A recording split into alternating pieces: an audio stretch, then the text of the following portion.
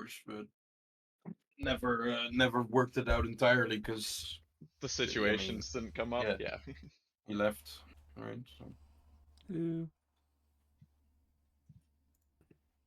Hello.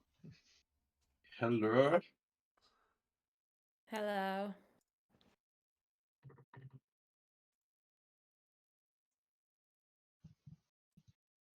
Hello. Lights. Hello. Swear Discord's just weird.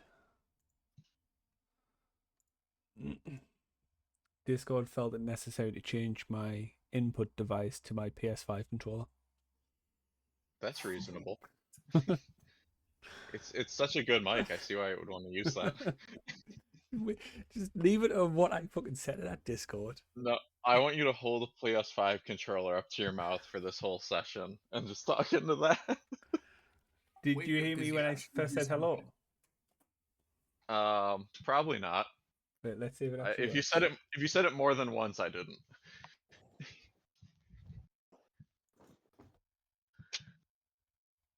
It's not even an option now. That's too bad. Yeah, that's weird. Okay, never mind. Hello. Hey guys.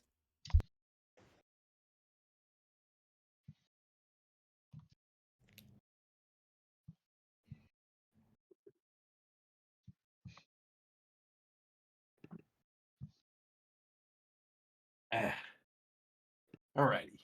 Hello, everybody. Hello. Hello. Hello.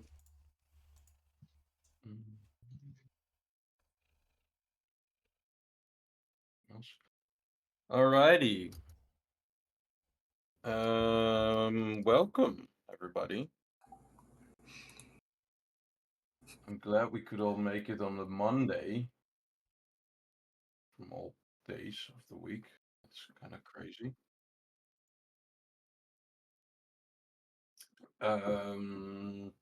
Glad we could play this week because I mean, would have been sad if we couldn't play 2 weeks in a row. So here we are. Playing. Are we streaming?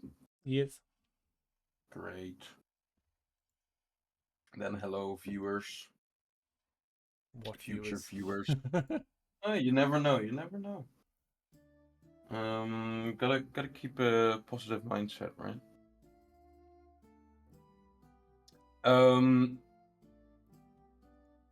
Yeah, welcome everybody. This is the second session of Chains of Asmodeus Revised, a campaign that we have started last week and are now continuing on.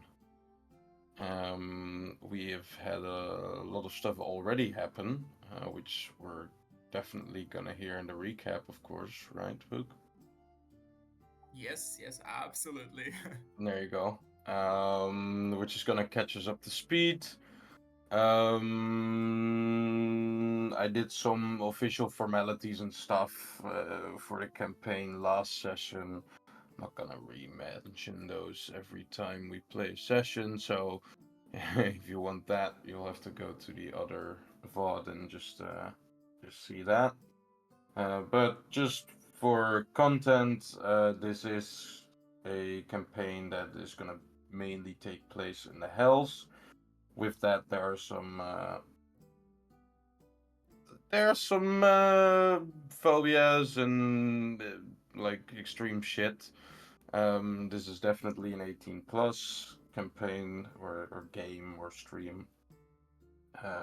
So be aware of that, as well as just your general devil kind of things and all that sort of stuff. So yeah.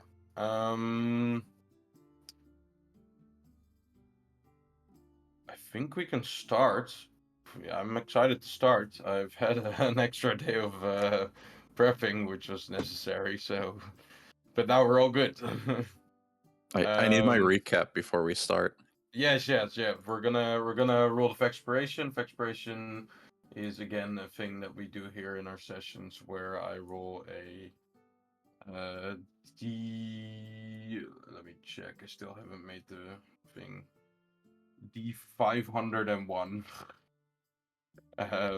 which is one of 501 questions that can be answered in or out of character. The players can then roll for that to answer the question, and if they do, we pick one who rolls the highest. And when they do, they get a Fexpiration die, which is a 1d10, that they can use throughout the session on any d20 roll. So here's the question. Oh, sorry, Alex.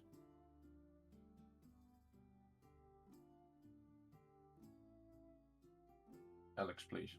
I need you.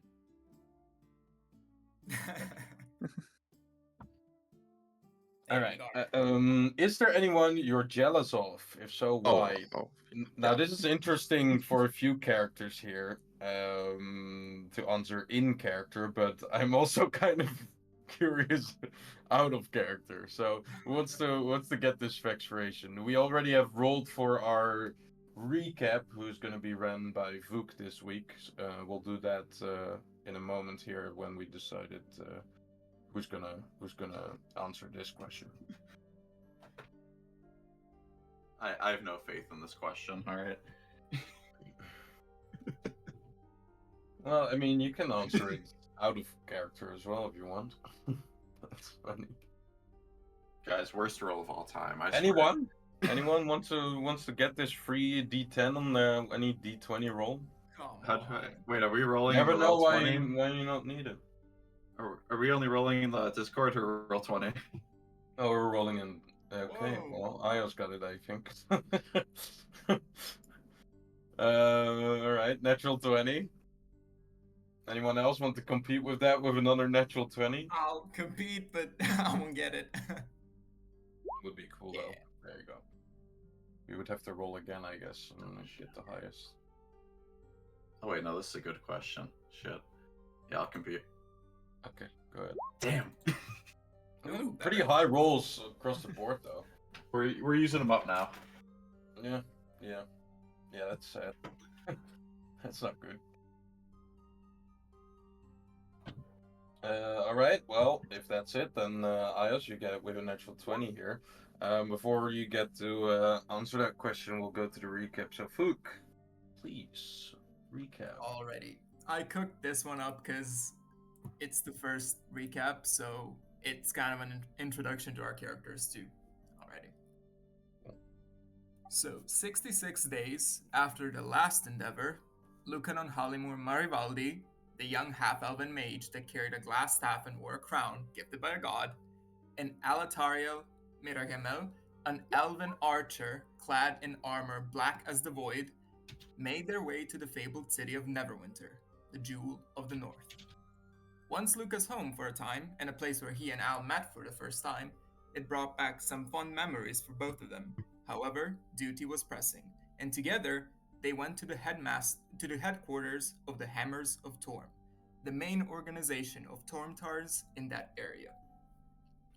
There, they were met by two figures, a familiar and fond, amethyst-colored and covered, rogue dragonborn figure of Io Sachi, the new commander of the organization, after Anders Karloff's resignation, and a form of an older human by the name of Ramius Dangramond.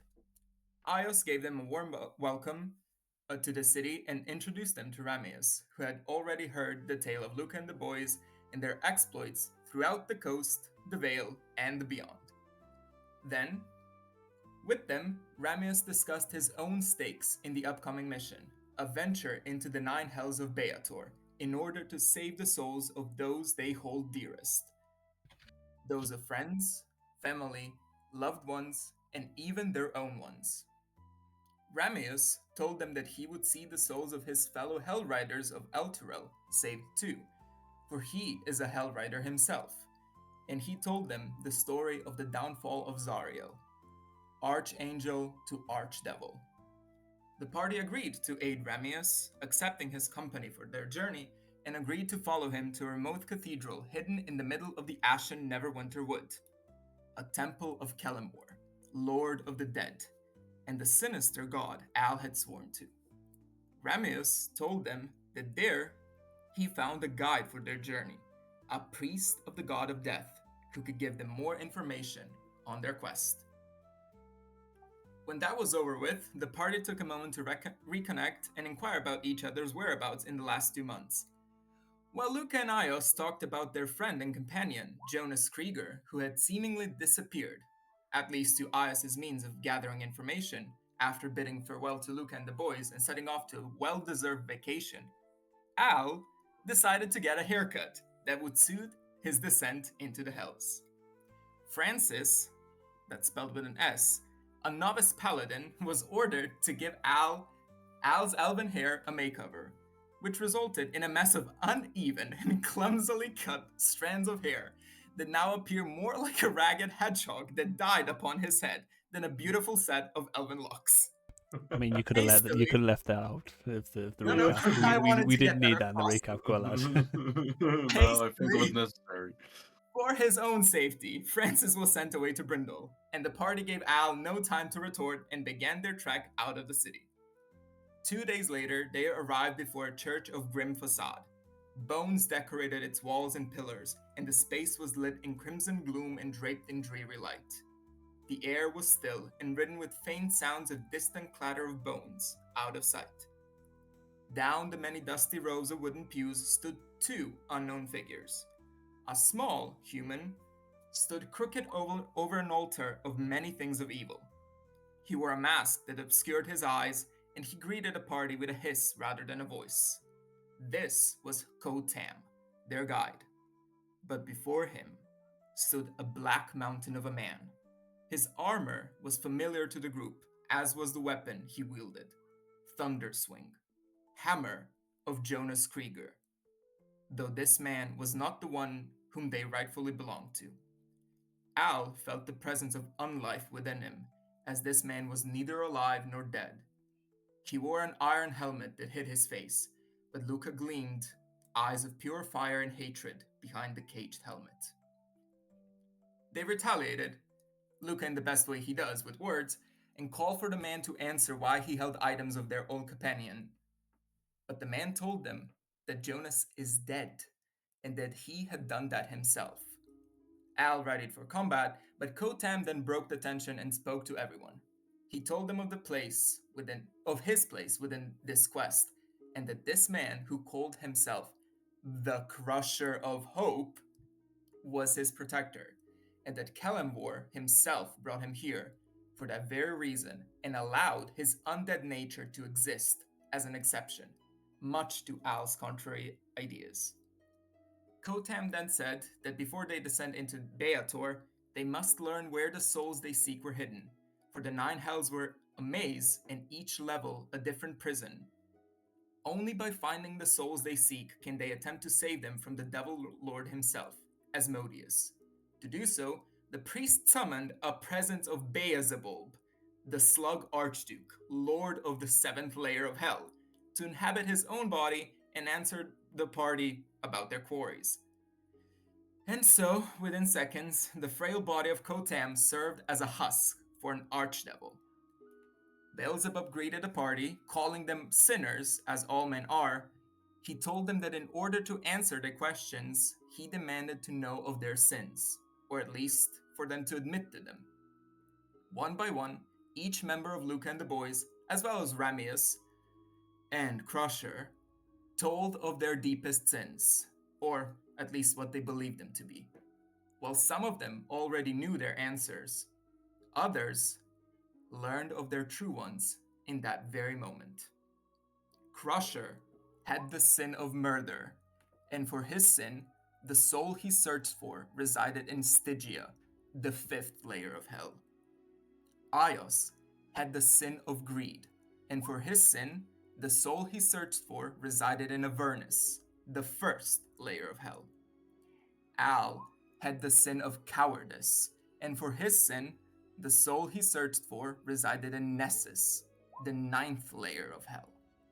Lukka had the sin of pride, and for his sin, the soul he searched for resided in Dis, the 2nd layer of hell. Lastly, Ramius had the sin of sloth, and for his sin, The 3 souls he searched for resided in this, Phlegethos, and somewhere along the river Styx. Then, suddenly, as the ritual was coming to a close, Kotam cried out in anguish as Beelzebub sought to dominate his body further, resisting the charms that confined him to the ritual. Battle broke out, and while the party assailed the Lord of the Seventh, he conjured a deadly storm of flies and horror that battered everyone and anyone caught in his wicked hands. Amidst the chaos, however, the ritual blew once again, and from a tear in space stepped a new form.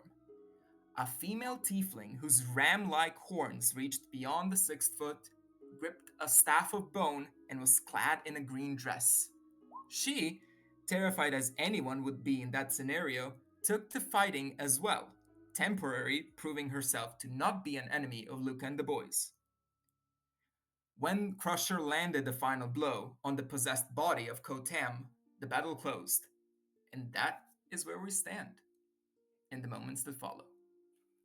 What a fucking recap, dude. Jesus. He deserves a D20 for that. Crazy. Well Give done. him, give him his 100, all right? My recap would be the boys met in a church. Yeah, basically. The boys met in a temple and then in a church. I thought Luca does it every week.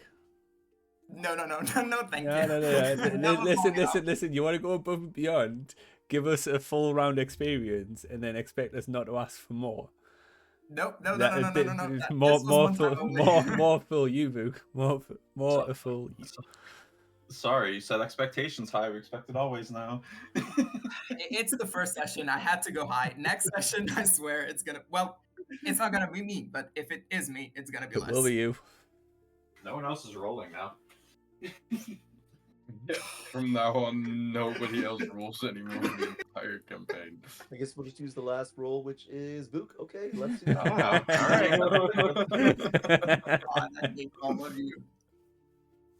Wait, I remember doing something here that I should have done. You saw me messing around with the background here for a little bit. Are you done messing around with the background? Can I switch screens? No, I'm not. I'm gonna do it again. Okay. Yeah, do it. Pew. It should be this one. Let's see. Yeah, you. Hey, Vuk, I think you've deserved your recap dice. I mean, You're good. he deserves it like at least a D12 for that. There you Instead of go. standard No, I don't D10. think that's why he's saying that. Wait, let me remove my Shayla. Yeah, put Crusher in there because it was like that. Jonas doesn't fit there. Yeah. It's a bit quick done, so it's not as clean as the others, but you know. Yeah, right. Oh my god, everyone loves him. They're putting hearts on for him. I don't know, man. That might be Alex. Those No, are no, my I would It's never. Alex's color. You know, I Don't did be crushing switch it. hearts. I switched it to red before I did that. I forgot that was even my color. Alrighty. So after that, the most extensive and well-written recap I've ever heard, we'll go to the equally, of course, as well thought out answer to this Vexpiration question, I'm sure. Ian. So we have to do both Ian and Ios. Well, what do you want? What do you want? You can answer whatever. Ian, this one's easy. Actually, I have two things I'm jealous of right now. One is anyone who is able to sleep longer than 4 consecutive hours. And two is our rugby program is sort of struggling to get people trying out for the team, and we're not really having a ton of success. So anyone who runs a strong rugby program and has a bunch of kids who want to play rugby, I'm Nice. jealous of. Context: Ian has just become a father. Woo! Oh yes, and I'm also a rugby coach at a high And a school. rugby coach, yes. There you go. And Ios, is he jealous of anyone? Or was he jealous of anyone, maybe? Ios is currently jealous of, I think that Al's new couple- hairdo, clearly. Yeah. He looks like yeah. Electro with the scribbles there on the. You No, see, it's- this is where we differ. You see Electro, I think Goku in CN form. So Yeah, Playing no, it's a little no bit one too else in the world tangled. thinks Goku in Saiyan form, I promise you. Okay, sorry. Where were you jealous? Whom were you jealous of? Ios is jealous of the couple he thinks of most when he thinks of a couple are his parents, and they have each other right now, and he's currently hoping to or questing to find his love, and he is jealous of them having their loved ones readily available to talk to and like share their hopes, dreams, ambitions, and experiences with. Fair enough. Fair enough. All right. I'm now realizing that the Neverwinter doesn't fit anymore. That should have been Neverwinter Wood. I thought I changed it, but maybe not. Anyways, there's your Factspiration question. So both have a D10 to add to any D20 roll and improve in this session. Don't forget. And without further ado, Phoenix, are you here? I haven't heard you much. Yes, I am here. All right, great. Because well, going into this session, we're gonna gonna have you talk a lot. I think 'cause you have some explaining to do. Yeah, that's probably. And you read my last message, right? I sent to you and stuff. I do ignore you on a daily basis, but in this case, yes, I did. Okay, great. All right. Then we'll go to the Cathedral of Kalimfor, where we last ended up after the Five of Bazabul, or the Avatar of Bazabul, was done. The exorcism of this great devil that occupied the soon-to-be guide into the hells. Hopefully, it has been extorted and now has returned to its normal form. We ended the session with him pointing his finger, his kind of exhausted body, lifting up his arm and hand, pointing his finger towards Dalia and asking, "Who is that?"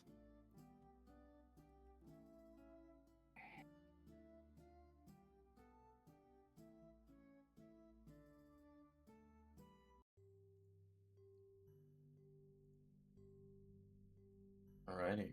Roll on the map. Yep. Yes. Great. Then, still on the ground, as I said, Kotam will point towards Dalia, who's stood tall still, having had no damage despite spawning next to the devil. Is it? I have a symbiotic entity, so it. Yeah, so yeah. I guess you had some buffer, Yeah. Um, Thankfully. which is kind of dying down now. I'm presuming as the fight is over, you're kind of letting it go back to its normal kind of atmosphere, its normal form. Yes.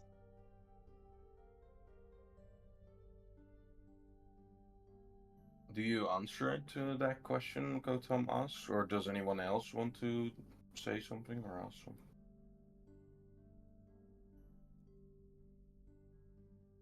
I think Crusher's not gonna say anything. He's just gonna turn with his hammer still very ready. At this moment, Al still is focused more on Crusher than he is anything else going on. Ios is going to stand in front of Dalia, and he doesn't sheath his sword yet, but he's not going to stand in a hostile way, and he's going to try to use this to see what exactly the figure in front of him is. So, with his divine sense, he is going to see if she is giving off of the same bad juju as our archdevil friend. All right. I will answer it as well, but you can do too, Phoenix.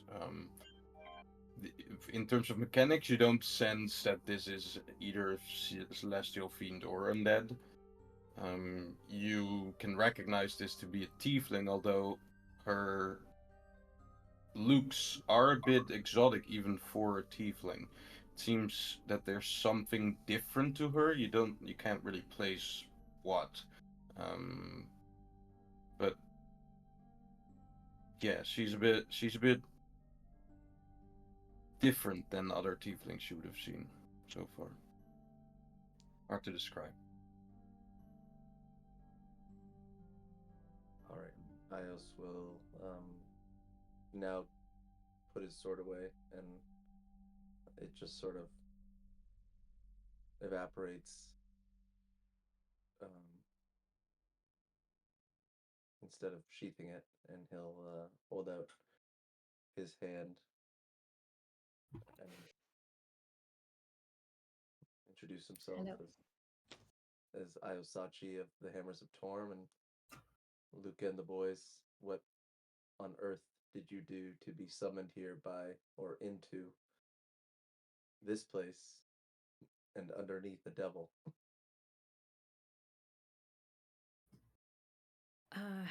Okay. Dalia, you don't even know where you are at the moment. You're not Yeah, sure if whatever you tried to do worked or if it didn't. You've no idea. Yeah. It seems to be in theme with what you were seeking, as you just fought a devil, but you don't know anything really other than seeming to be in a cathedral of some sorts, and with these group of adventurers.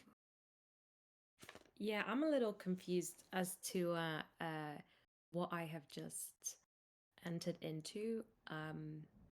I, this. I was not expecting this. I was just following a lead. I was trying to get to the Nine Hells. Well, I mean, you got to the closest thing to the Nine Hells, but sadly, we are still on the material plane. Damn it. But So who was that and what just happened? I can maybe give a reason of what happened there. As Gotham kind of has now stood up and walks a little bit forward, still leaning on the altar, kind of to support himself. It seems that your summoning disturbed the circle, giving the Avatar a chance to escape. Whatever you did, intentional or not, could have gotten a lot worse. Were we not able to stop it, I guess, or were these adventurers not able to stop it? I mean, sorry to interrupt, Kotam, but he was taking over your body before she arrived. No. So don't. No. Listen to me right now. Don't put it on her for your failure.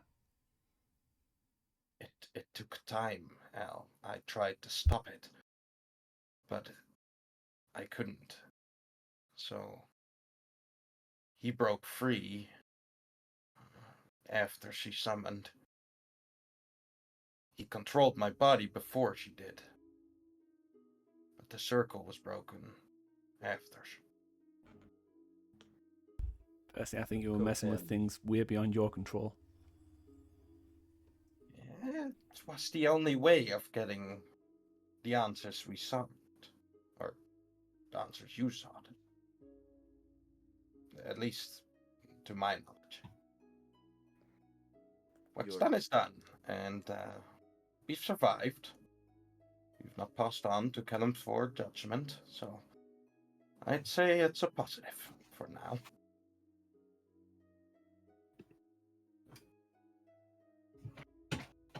Although I do have to say that it is very curious of why or how this happened.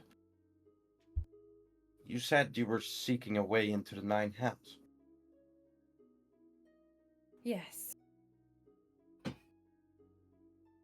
And the portal or teleportation spell or whatever you used got you here? Yes, I was in Sigil. Bit of a long story, really. Sort of bumped into a tout called Attain, and she told me that there was a portal somewhere in the hive, and this is like somewhere in Sigil, and so it was basically just like a whirlpool of waste. I had to sort of find the key, which was it was an interesting endeavor, but I did, and I fell into the whirlpool, and here I am, basically. This does not have to do anything with the rumors I've heard. The disturbance of getting into the Hells. Possibly. I've heard of the rumors too.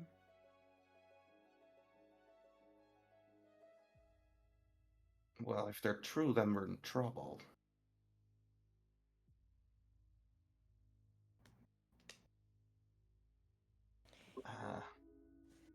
I should have probably informed you already, but there have been accounts of people reporting getting into the Nine Hells isn't as easy as previous. Someone has been causing problems with teleportation into any layer of the Nine Hells. At least that's what I've heard. I've not tried it yet, as a trip to the Nine Hells is not something you do on a daily basis. It's been a few months since I've gone there. Are souls that are dying having trouble making it to the Nine Hells? Because that could be a big problem with a lot of assholes in Elysium. No, it seems, at least maybe the tiefling here knows, but it seems that any humanoid, or in particular any one that only slightly resembles somewhat of an adventurer, has trouble getting targeted by this phenomena. The dead, as well as any native to the plane, is fine. Again, it's all theoretical or rumored to be true. I've not tested it out myself. I thought after the summoning of Bazabul, we would figure it out by just giving it a try. Yeah, well, you haven't really tried summoning him before, I take it from your little failing there, so maybe we take things you haven't tried with a grain of salt. And actually, you know, there might be a problem that you could have told us before. I take a more practical approach at proving what is right and what is Oh, wrong, you or what proved. is You definitely proved what you thought was right. true or false, such as this thing about teleportation into the Nine Hells. But due to this experience, I'm beginning to already believe it's true. There's only one way to find out, I guess. I mean, with all due respect, how do I know I can trust any of you guys? Have we killed you yet? Oh, don't trust us. Do not trust us one bit. That one, probably not. In order of people you should trust, I think Lukka and I are probably at the highest. These two, Al and Crusher, middle, and Ramius seems like a solid dude. Kotam, very bottom. But I'm aware that withholding the information I had was maybe not the smartest, but to me, you're all new as well.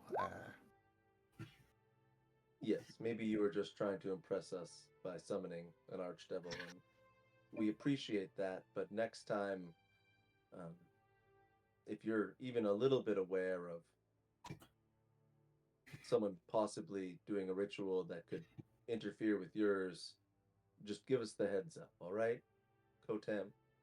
Well, yes, of course. This shouldn't have happened. I don't know how this happened. This is a new thing for me as well. There's summoning of devils and zone of truth and keeping them in the circle is something I have done before. Maybe not on this level, but nothing like this has happened at any of those times. All right. Well, that being said, Remius, do the Hell Riders have a way into the Hells that might not be your typical doorway? Like I said, we have been diminished in numbers after the events of Elturel. We have not gone back as the location of our fallen brothers, imprisoned brothers, was not revealed yet. But now that we usually use the same method as Kotam uses, a teleportation circle. It helps us get our mounts across as well. We are not for nothing called the Hell Riders. Does this jewel have any power of hell riding? And I also will show him the jewel he has. Jewel? Which jewel are you showing now? The one I got from my one shot, my Oh yes. He'll kind of walk towards you, and as he comes closer, he'll kind of have a curious look on his face and say, "This is an old symbol of the Hell Riders. Very old. Where did you get this from?" the owner of my old sword came for it, and well, I came to him, and he now rests with Zephyr. I asked whom this owner was, as this, like I said, seems ancient. Whoever he was a member of the Hell Riders a long time ago, it must have been. His name was Yonder Sunstar. And With the mentioning of the name, you see kind of the eyes of Remius widen a little bit, as he also kind of takes his slight step back, and says, "Yander, he was... How? How did you... This makes no sense. He was with us when we had the ride into the Hells. And to my knowledge, he got stuck there as well, or even murdered.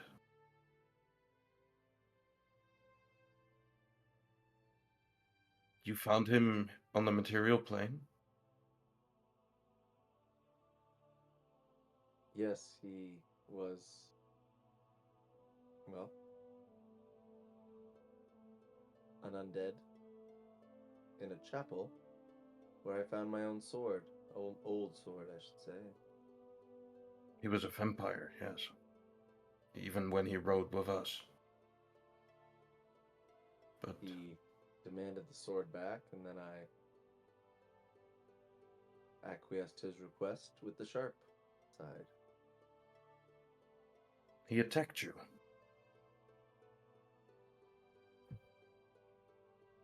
He gave me an ultimatum. And I chose the one that would ensure I was well armed as well as safe. Not like him at all. Yander was a very... well... he resorted only to violence as a last resort. And no ultimatums he gave ever to me or any of our brothers or sisters. And how did he end up on the material plane?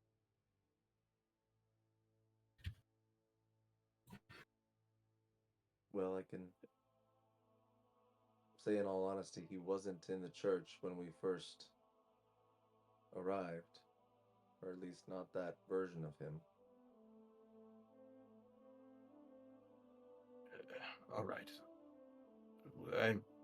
I have to think about this. Other matters at hand first. And he'll turn to Dalia and say, "My name is Ramius Dangramont. I am the leader of the Hell Riders of Elturel. And like these souls, I am tasked to rescue some souls from the Nine Hells themselves. If the both of you are saying what's true, or what you think is true, that getting into the Nine Hells has been made difficult or almost impossible, then, well, we need to find a way in.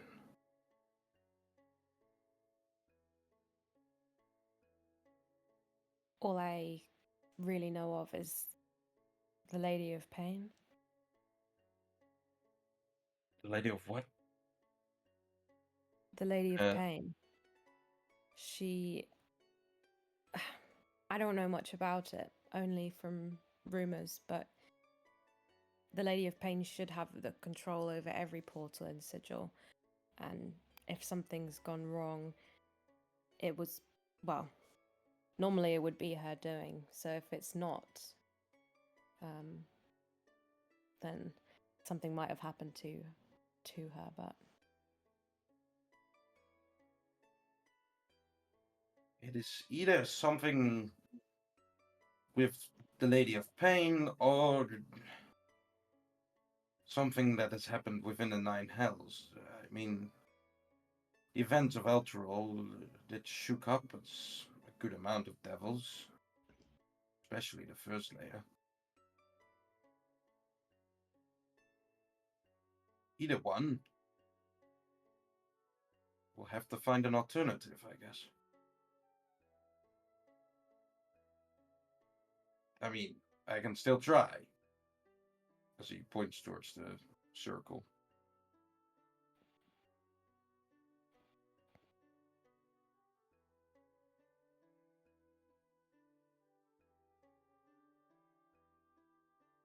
He kind of looks around the party, kind of trying to assess what you all think.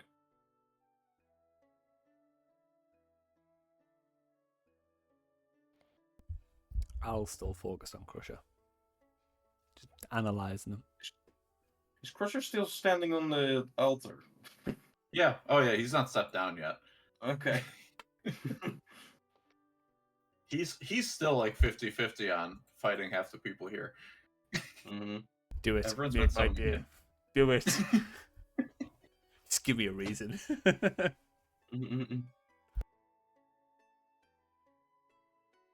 All right. Well, try teleportation towards Avernus? Yes? Whatever gets me there quickly. Great. Anyone else complained about that? Or should we just get it going?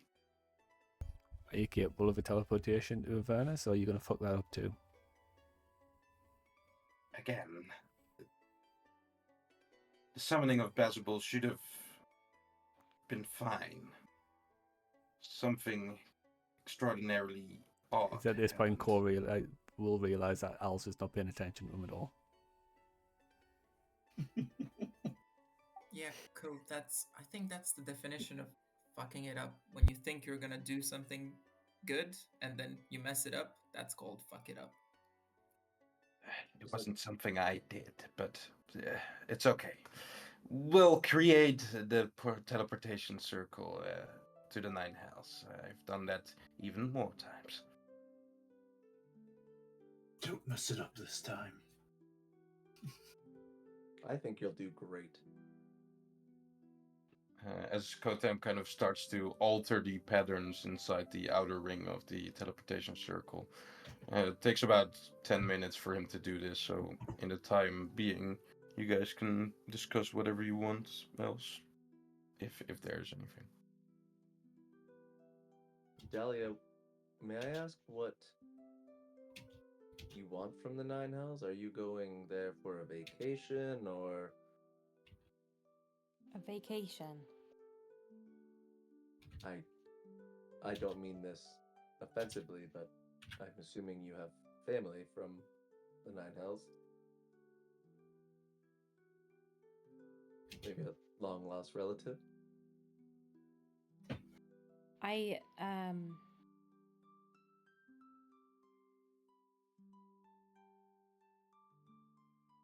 Why else I'm not would sure if I anyone should want- be offended by that or if I should just. I mean, no, I'm not here for a vacation, and I don't know. I was raised by barriers, so. Anyone that wants to know what barriers are can roll me a nature check. I'm really, nature. I'm really good at nature. I didn't mean to offend. I meant that in jest. Really. Why else? Why would anyone want to go to the Hells? Was what I was getting at. But L, you know that barriers are a race of humanoids that are kind of like centaur, only they are not half horse on the lower part, but half ram. And they have even some kind of fawn-like features, horns and that sort of stuff, similar to tieflings, similar to Dalia's horns, actually. So like which Mr. are kind Mr. of Tumnus representing from ram. Lion Witch and Water. Yes, but they have actually the lower half of a four-legged ram. Yeah, so like they've got the full not too- bottom half of the ram instead of just Yes. two legs. Yeah.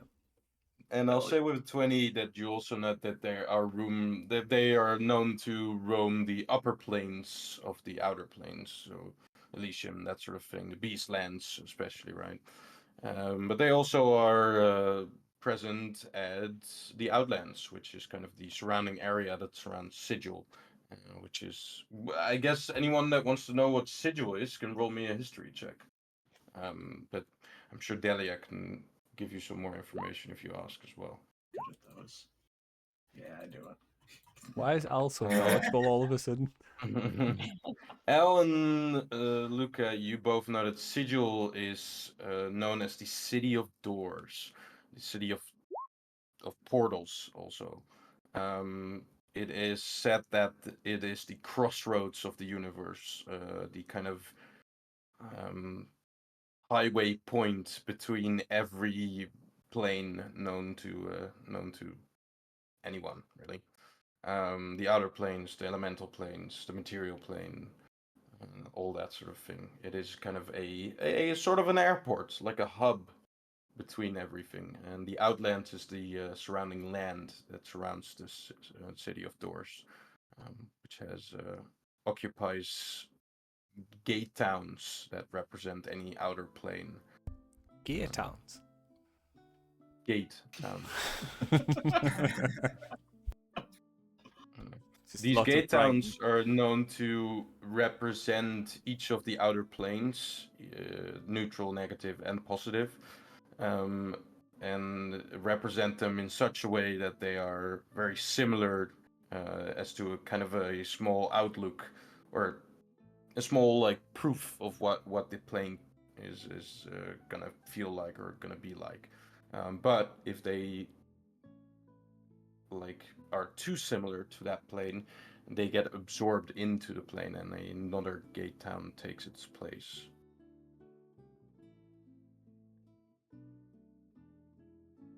There you go.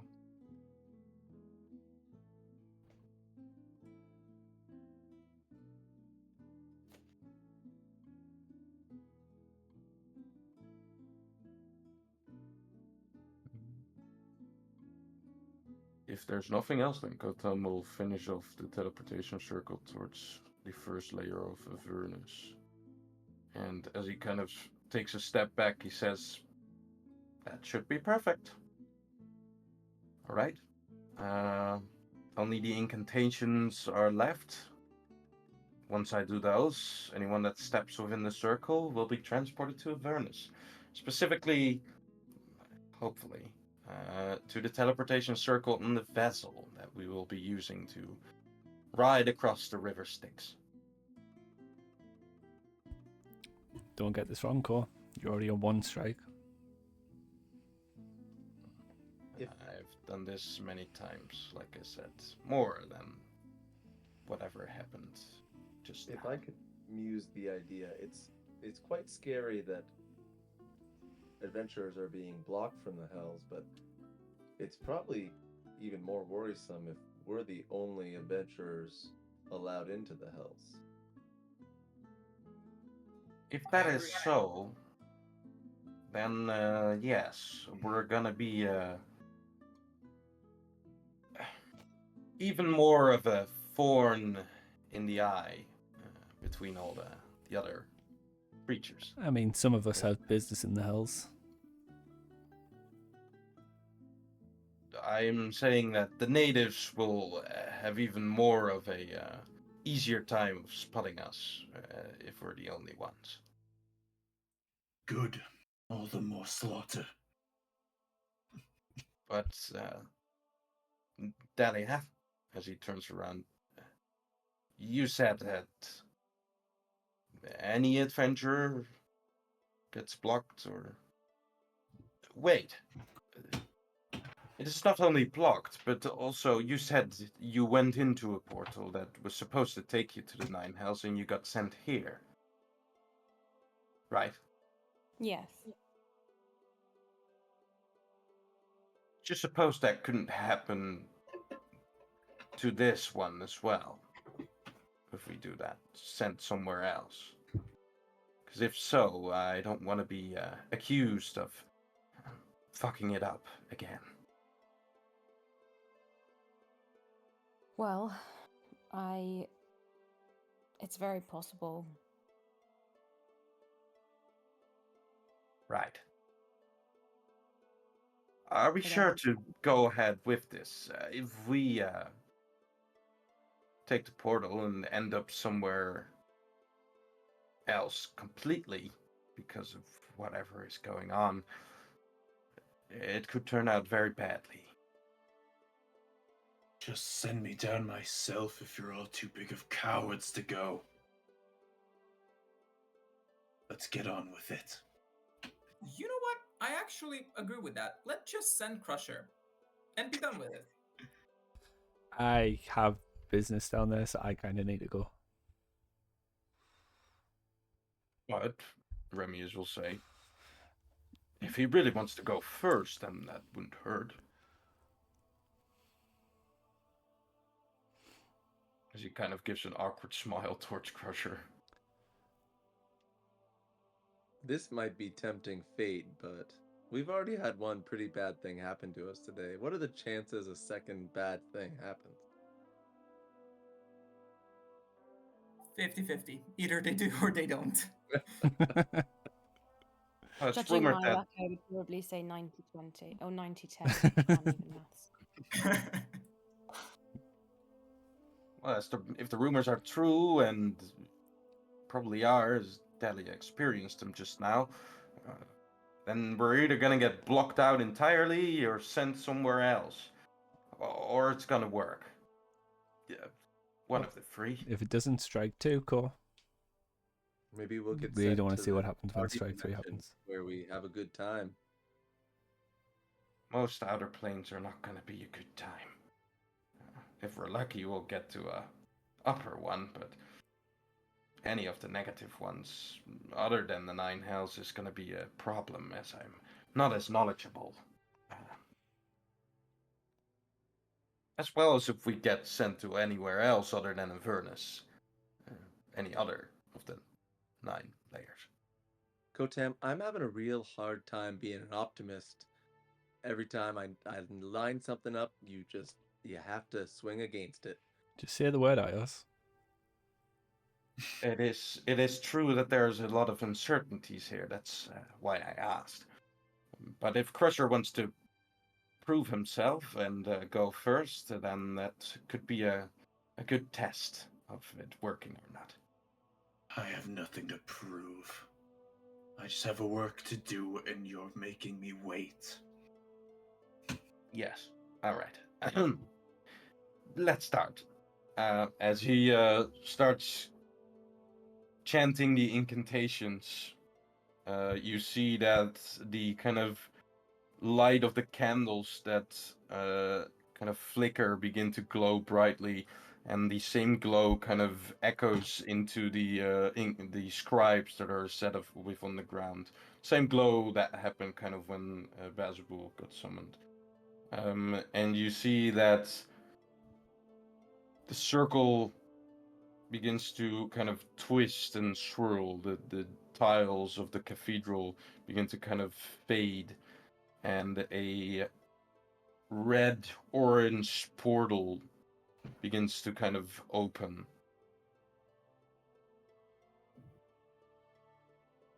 And Crusher and Hell are just jumping in. Yeah, Oh, yeah, I'm not I'm letting going. Crusher go by himself. All right. Crusher and Al, as you both jump in first, kind of raising each other to it, you see the concerned face of, I'm sure, Lukka, Ios, Kotam, and Ramius. As you jump in, Dalia swiftly follows after, but I'm gonna hold it off to Lukka and Ios, Ramius, and Kotam that are still there. What do you guys do as they disappear into the portal?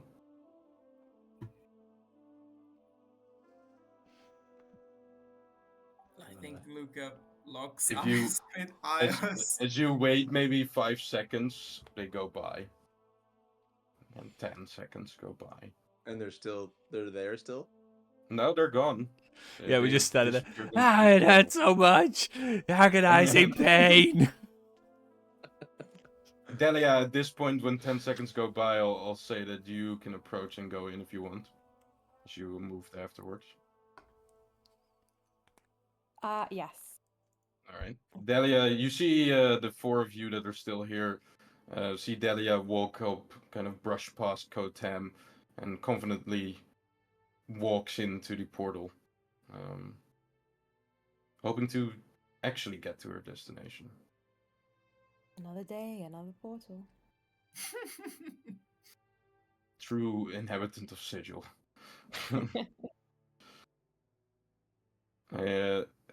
As she jumps in, kind of the bright orangey color and red orangey kind of twisting of the portal that is within the circle glows a little bit brighter again, just like it did with Crusher and Al when they jumped in, and she disappears. And like the portal is, you said like there's an opening. We like can't see through it on the other side. No, there's like a twisting vortex of kind of Yeah. orange and red. You can try to see if you see anything with a perception check if you want. The others kind of just jumped in. Sure. Just see Alan Crusher start throwing fists as they're traveling down. Can I like look through or past the portal sort of and just like look at Lukka? Sure. Well, the portal is on the ground. It's like a pool, so you Okay. can easily see Lukka. With a Um, 13, I'm gonna say that you can't really discern anything other than just this swirling light of red and orange. There's nothing much. It seems almost opaque. Of kind of a. It's not like a water, but it's more of like a light bath of light. Yeah, can't even same see for it. you, Ios. I can try and let go Tam roll here if we want. Ios is gonna Nope. nod at Lukka. I think with that perception, Ios falls into the portal trying to see. Natural one would have done it, but Remius kind of now has moved to the edge as well and says, Yeah. "Well, if the two wild cards and the tiefling jump in, I guess we should too." Ramius, I'm trying to have a moment with my party member right now. Yeah, you kind of. Sorry, It's awkward. I'll see you on the other side, I guess, as he Yeah, jumps in.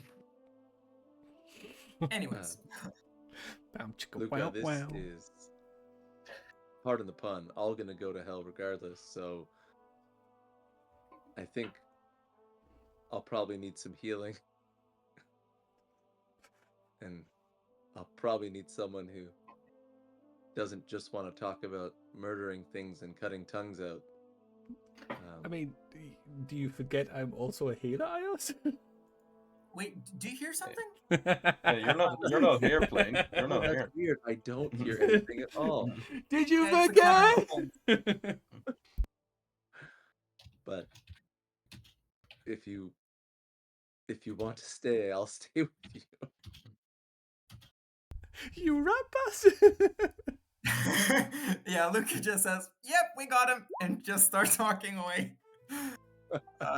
No, but you see, Luca looks at you and then back at the pool, and you see he returns back, like shoots his gaze back at you and nods. And there is a moment where he like goes in to jump, but there is definitely something like preventing him. He just looks at you again and he says, "Yeah, I guess let's do this." We're going to- Heaven will protect me. Leap of faith, here we go! As Kotam jumps in. All right. Probably gonna end up in the elemental plane of rock or something. And he- Yeah. As all of you jump in, I will describe what happens.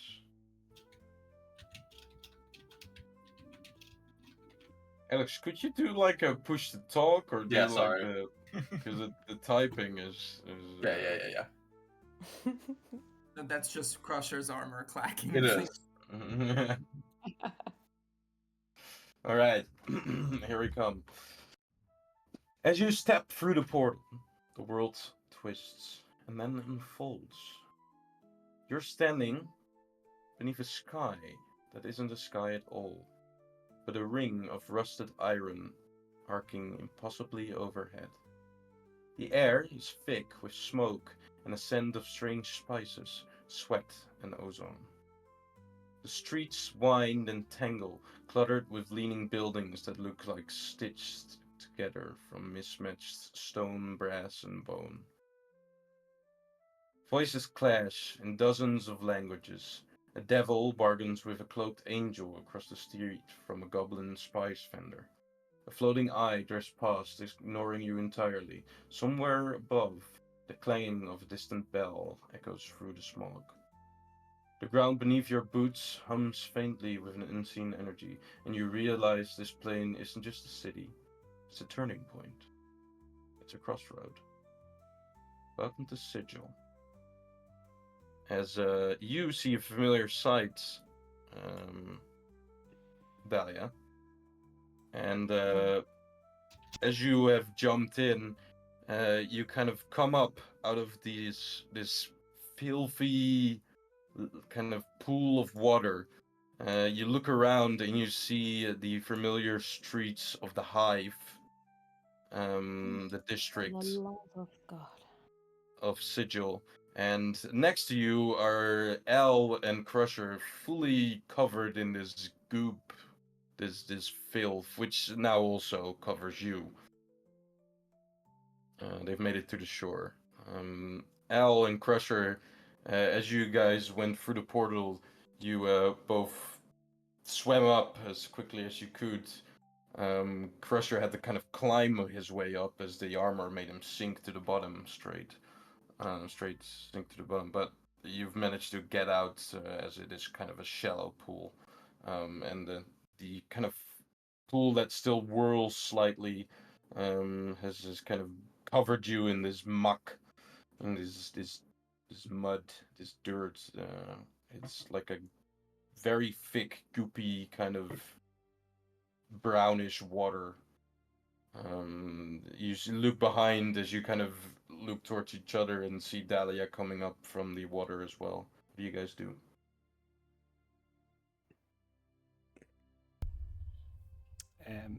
Nothing much. Just stand there.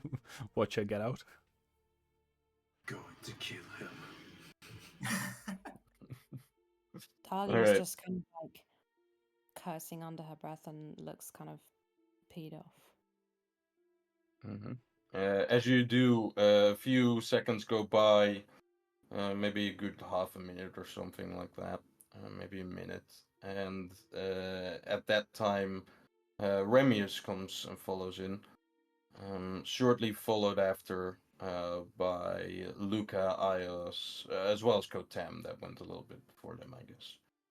And with the with the 8 of you, I think, no, 7 of you. You're all standing now here in the Hive district of Sigil. Like I said, above you is an impossible kind of ring of iron. Sigil, as you kind of look up, you see the other side of the city, but upside down. If you guys have ever seen Interstellar, the ending of that movie, you have this kind of weird area where it kind of curves around. That's exactly the same as where it is in Sigil. The whole city is within kind of an tire of a car, where it is a torus, but there in the middle it's kind of open, and there's like a skylight coming through. This part of the city in particular is the Hive, which is the kind of the lowest ranking district of the city.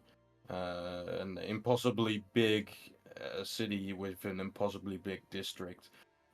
This particular one has been occupied by mostly the kind of low life and kind of chaotic parts of the city. Lots of bad things here, but like Sigil is, lots of other things too. Crisscross of all kinds of creatures and events and buildings and that sort of stuff. And you're all standing at the edge of what seems to be some sort of murky pool, still drenched in this gub. There's people that are crossing your paths, but they're not really minding any business to you. You see that in all kinds of creatures like this art suggests. There's just amalgamation of all kinds of weird monsters, like dragons, humanoids, constructs, flums, yeah. Anything you can really imagine. The crossroad of the universe here.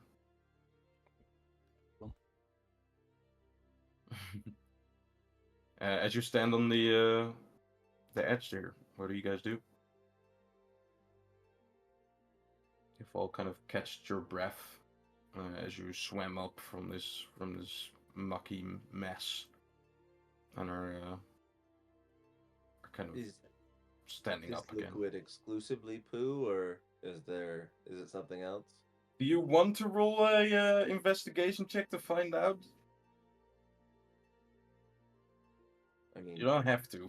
I'm dumb as dog shit, so I don't think I'll figure it out regardless. But It's not going to be a high DC. If it makes you feel better, the pile is Yeah. also dumb as dog shit. You see, as you look towards your left, you see kind of what seems to be a exit of a pipe or something, like flowing into this pool, creating this kind of swirling effect as it does with kind of a good amount of force. You look towards the pool as well as towards your drenched clothes and armor, and yeah, you're pretty sure that among other substances and things and that sort of thing, there's definitely some shit in here. That's strike 2, Cole. I guess we found where Crusher's from. I did warn you. Yeah, I don't think you warned us about coming out in a shit pipe. Well, I had no idea. Strike 2, where Cole. I was Strike putting 2. us. Strike 2 as a pun, Al, or Al just looks at you confused. What? like a number 2, like a. All right. Does anyone know prestidigitation, or am I just going to walk around like this? Okay. Yeah. Everyone looking at their sheets. Nope, no precipitation. Nope. If it's do- any consolation, you won't be the weirdest looking thing here, so it's fine. I You'll can blend right in. disguise myself not to look like I'm covered in shit. Well, your hair is not the worst looking thing on you anymore, Al. Strike 1, Ios. That poop on your shoulder. God damn it, Remius Cole. will kind of try to, like, he's gotten his like dagger and he's trying to scrape the shit out of his like clothes and armor and stuff.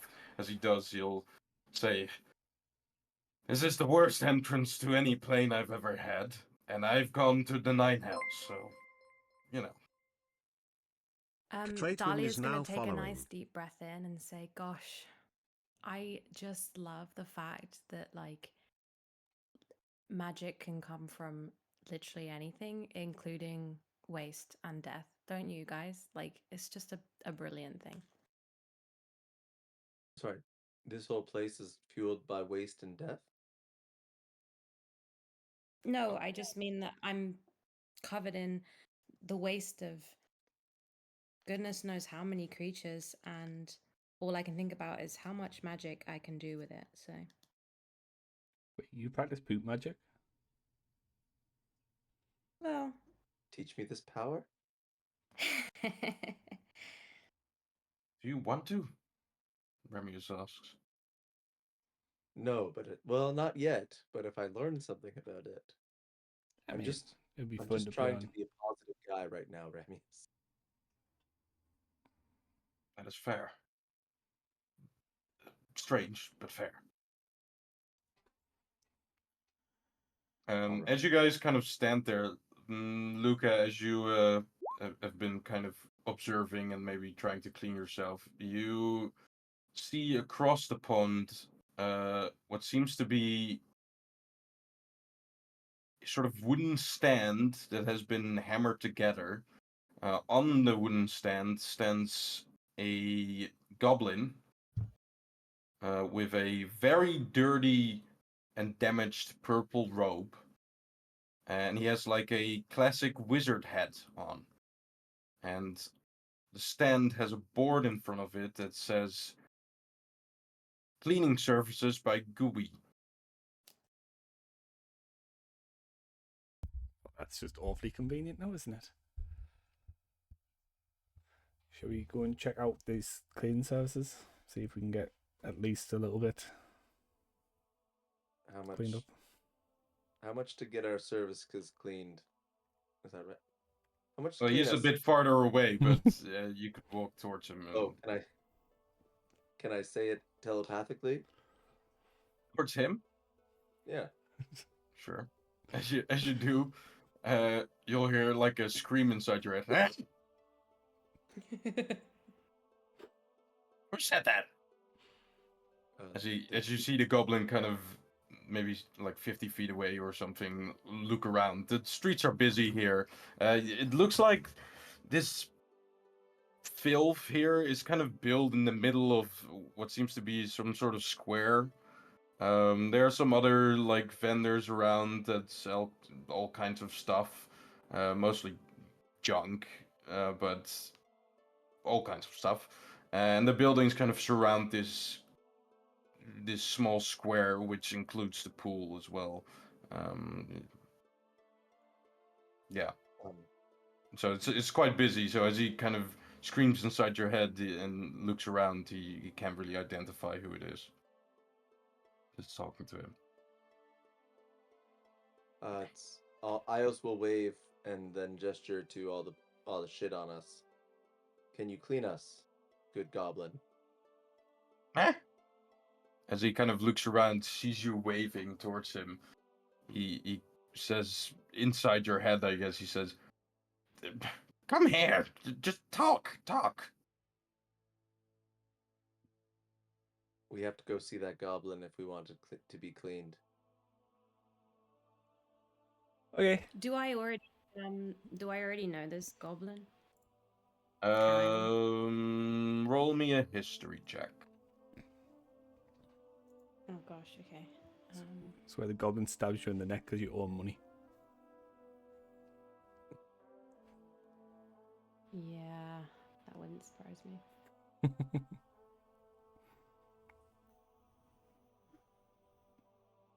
Oh, okay. My laptop. It's in the skills, probably. Yeah. Never mind. It's in the skills. My laptop is just being very slow. I mean, we all need time here to realize that we are in sigil, of course. With an 11, you saw this goblin when you like went here the first time, when you fell in as well, and you remember wondering why he was there. But now you probably have an idea. Okay.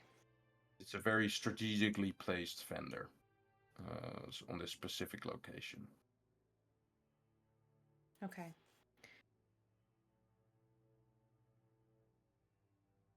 But you don't, you've not used his services or talked to him at all, that sort of thing.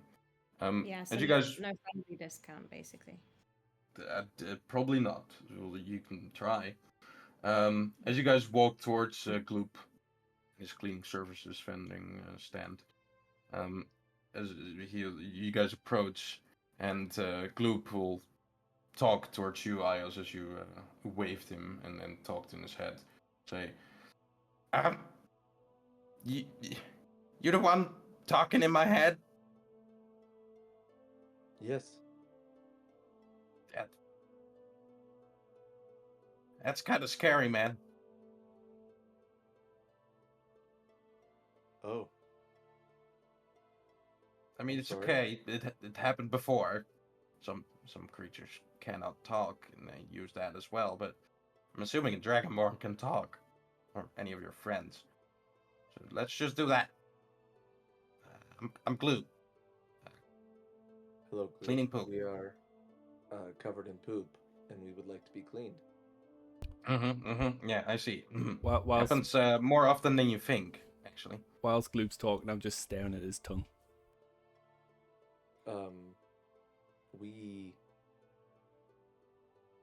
But you wouldn't be powerful enough to stop all the planar travel and create a boom in your business, would you? No, but I have made a good profit from the situation you're describing. It seems that anyone that tries to get to the nine hells or something, well, a lot of them end up here. And I've taken advantage of it. And most people want it. My cleaning services. It's 2 gold pieces, and I'll spick and span you right up. Sorry, for the whole party or just for me? It's per person. I'll toss him a platinum piece to get 5 of us.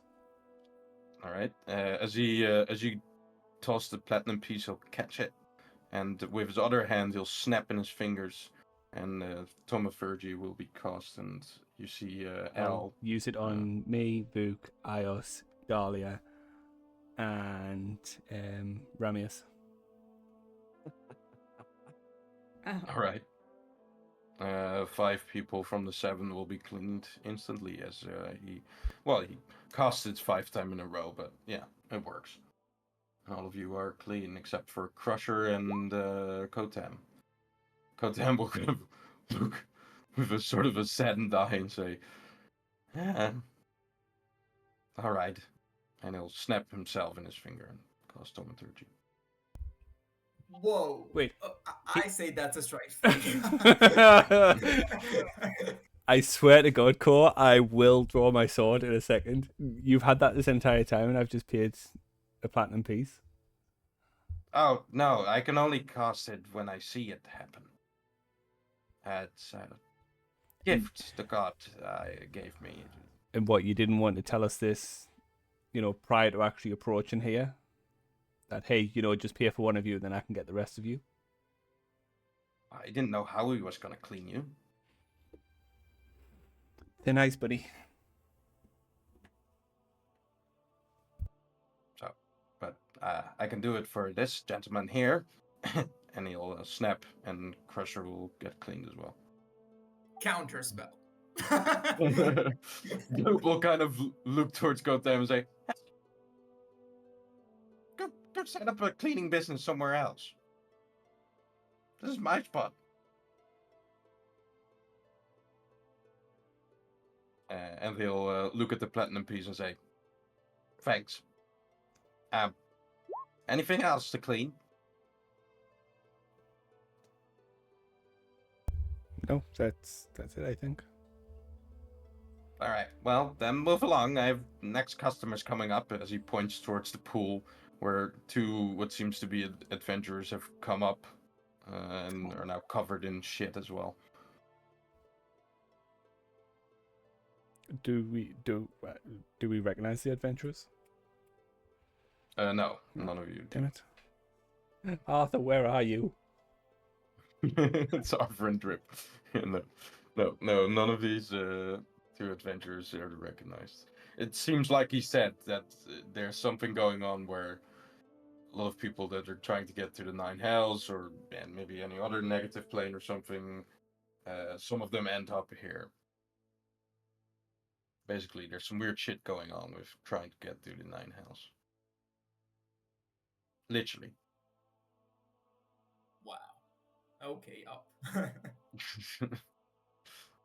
As you guys are standing clean now inside the streets of the Hive, what do you guys want to do?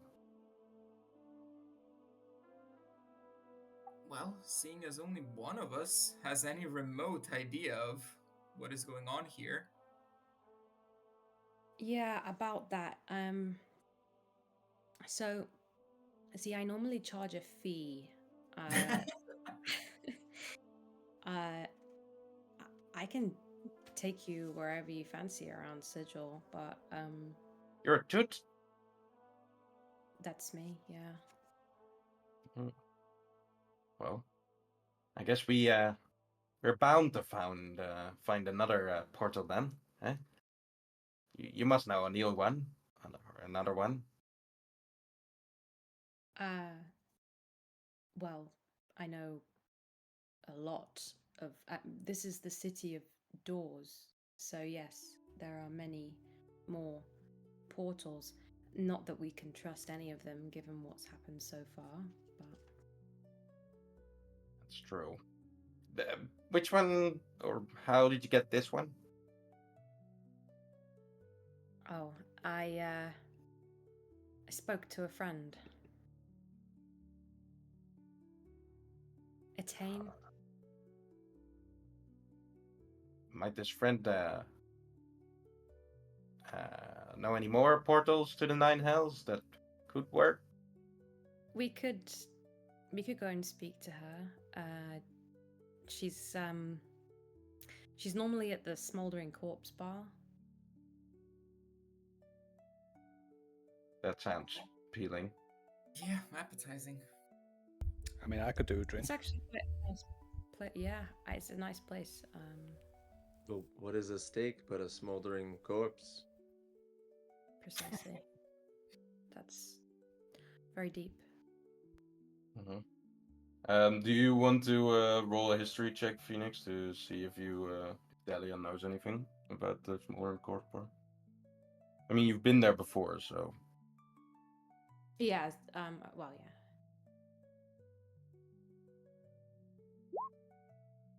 Alright, even with 13, like I said, you've been there before. With 13, I'll say that you don't know the exact history of the bar, but you know that within the Smoldering Corpse bar, there's an actual floating smoldering corpse that fills the room with this kind of smell of burned flesh. It's an interesting place, usually very busy with all kinds of creatures again. Located in the lower ward, which is kind of the one up from the hive, but still quite well, quite low, as the best would describe it, I guess. It's not actually that far from here, as the hive and the low ward are bordering each other. Shall we? Lead the way.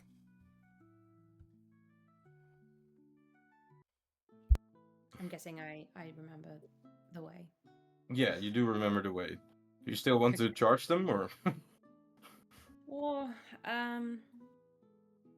you don't have to? But you can. if you guys agree to just let me join your merry band of people to the Nine Hells, because I haven't been able to find anybody stupid enough to help me or come with me yet, so I'll help you if you help me.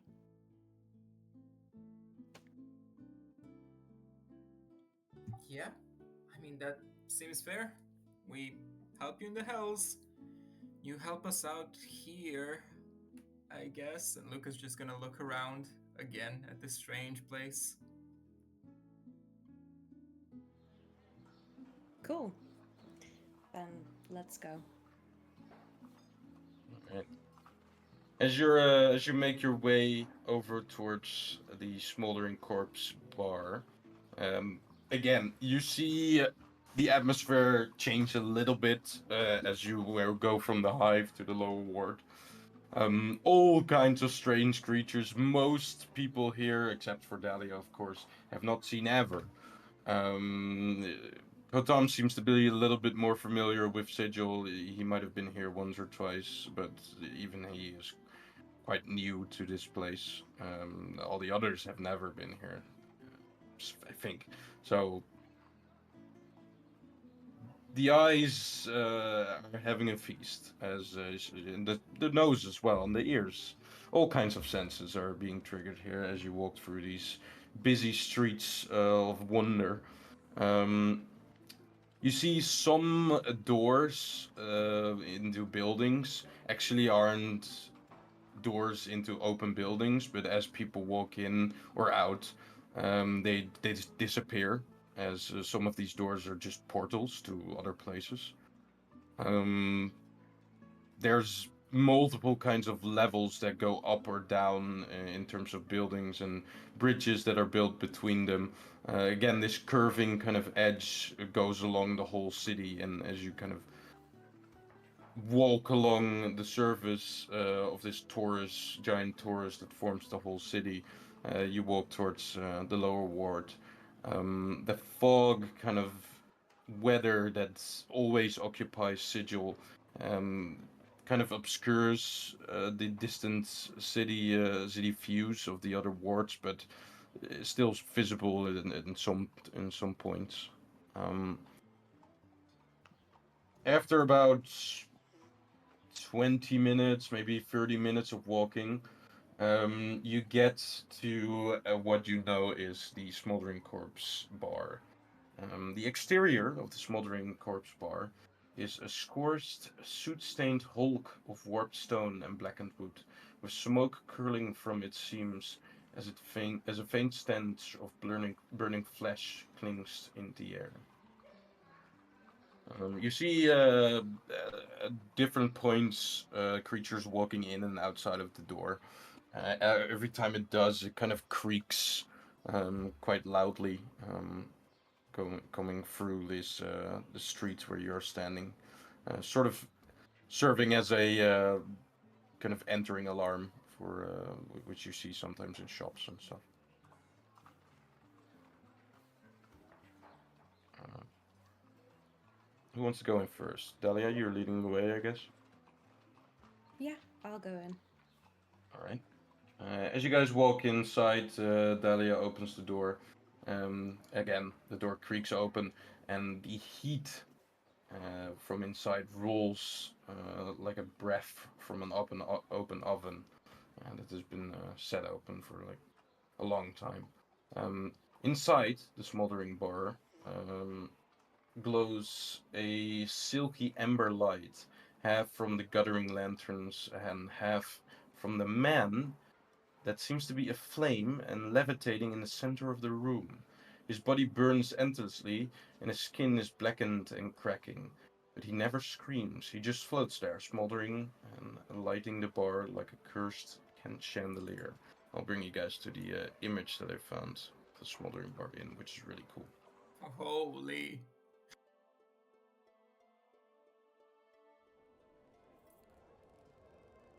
Yeah, that's a visage. The crowd doesn't even look up. Tieflings sip from warped mugs, give Yankee mutters into her drink, and a barmaid with eyes like crackled glass wipes blood off the table without flinching. The air smells of scorched flesh, cheap alcohol, and magic gone wrong. It's hot, close, and tense, like something always is about to happen, but never quite does. Um, yeah, like I said, you see all kinds of creatures. I mean, you see a barbed devil here with an ASMR at the same table. You see a slod with an imp, with a steam method. A grick, or not? That's not a grick. That's another one. But all kinds of creatures here. Even Brezavir. That's Mr. Tumnus. Mr. Tumnus' uncle. You don't recognize this Brezavir, by the way.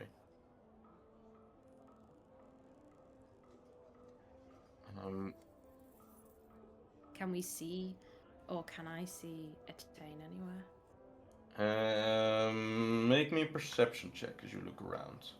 As she does, what are the others doing? Or saying? Going to the bar. Alright, going to the bar. You see again, like I described, what seems to be either half orc or orc. You can't really place her, but she's a very buff looking lady.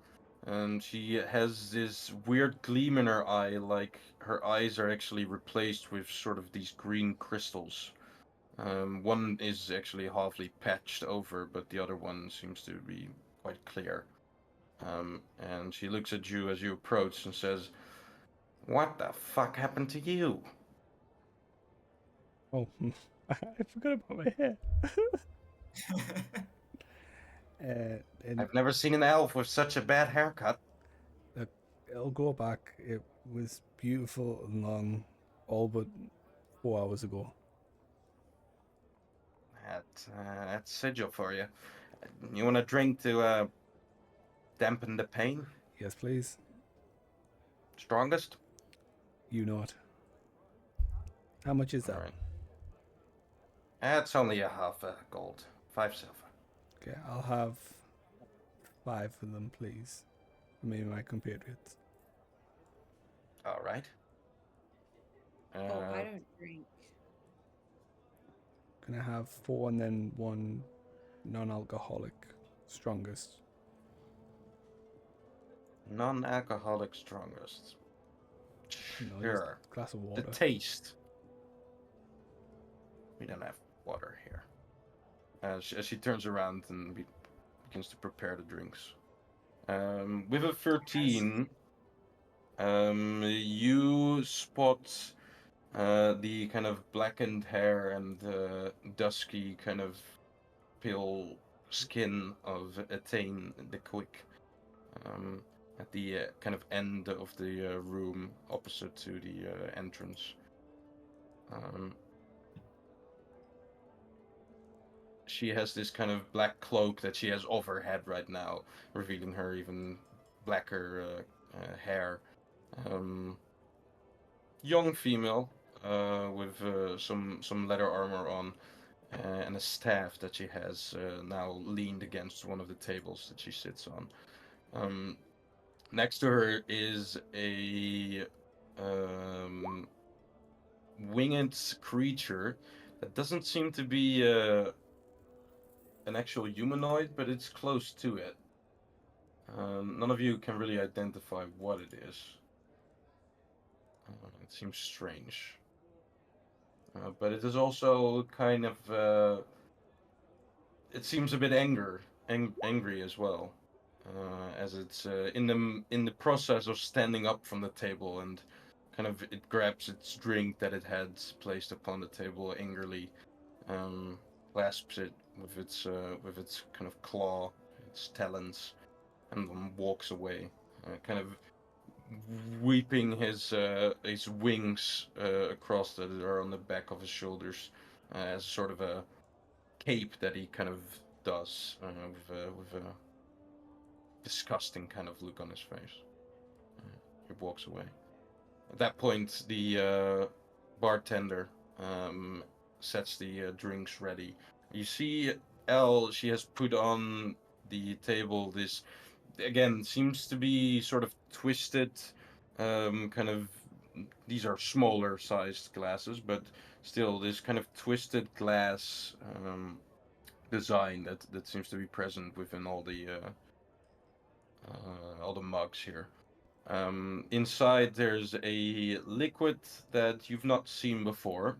It is kind of an embered colored, dark embered colored liquid, and something inside is floating in it. In all 4 of the smaller glasses within this liquid, you see what seems to be a small black orb. I'll hand over. There's also a what seems to be tea next to it. I'll give the tea to Dalia, and I'll hand out the other 3 drinks to Vuk, Ios, and Ramius. Lukka. Yeah, Luca. Sorry, I looked at his name on Roll20, which is why I said Vuk. Yeah, Oh, Luca. my bad. You're telling me that. And then I'll just raise it up, not say anything, then I'll down the drink. All right. As you down the drink, do you swallow the little black orb as well? Oh yeah, whole experience. All right. As you do, I want you to make a Constitution saving throw. One step ahead of you, buddy.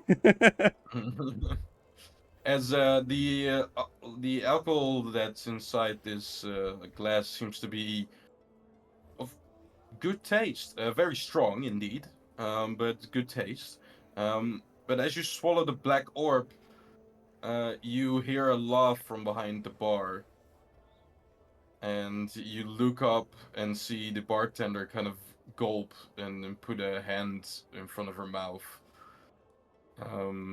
And you feel this kind of stud taste inside your mouth as the alcohol goes down into your stomach. And before you know it, the rest of you see Al kind of coughing up this black smoke, as if cleaning a chimney.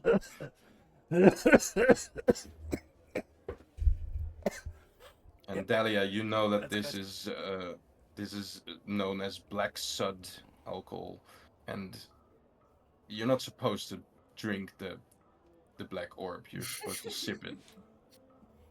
I'm just gonna like turn to the others and be like, this is why I don't drink. What? That was delicious. It indeed was. The alcohol part, the drink itself was very good. It's just that the black orb was kind of a smoke bomb going off in your lungs. Lukka just taking everything from the tavern and just doesn't even think and like sees Jonas's arm and he extends his hand with the cup towards Jonas and he stands there like not really like taking in what he's doing and then he realizes and looks at Crusher and just slowly brings his hand back towards him and just looks down at the glass. You see that black orb kind of floating on the surface of it. It almost looks like a pupil of a creature kind of trying to dare you to drink it. Let's try the black orb. Really, really nice. I mean, I'm starting to Okay. understand why your hair looks like that. So who are you again? Strike one. Become a Well, I'm thing where you have like you have like a notebook of like everyone and Look. the amount of strikes. It's new campaign, new Al. I'm giving people strikes this time instead of just going off the handles, okay? Yeah, no, that's. I mean, that's very considerate of Al. I as you do the same. You drink it. yep.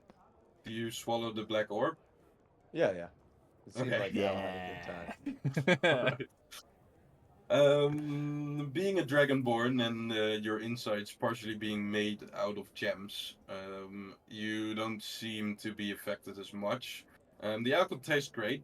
The drink tastes great, and the black sud, as you cough it up, you give it a good like 3 or 4 cuffs and feel all right.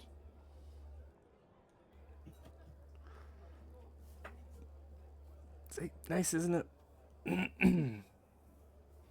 Yeah, I don't mind it, but probably not my usual order. Yeah, I don't think anything's usual about where we're at, Paul. I was gonna say I feel like I look the most like I belong in this place, and that's not usual for me. As Ios says that, I'll just look at Dalia and then back at Ios. I mean, out of the 2 elves I'm traveling with, and whatever the fuck that is, and I'll point to Crusher. I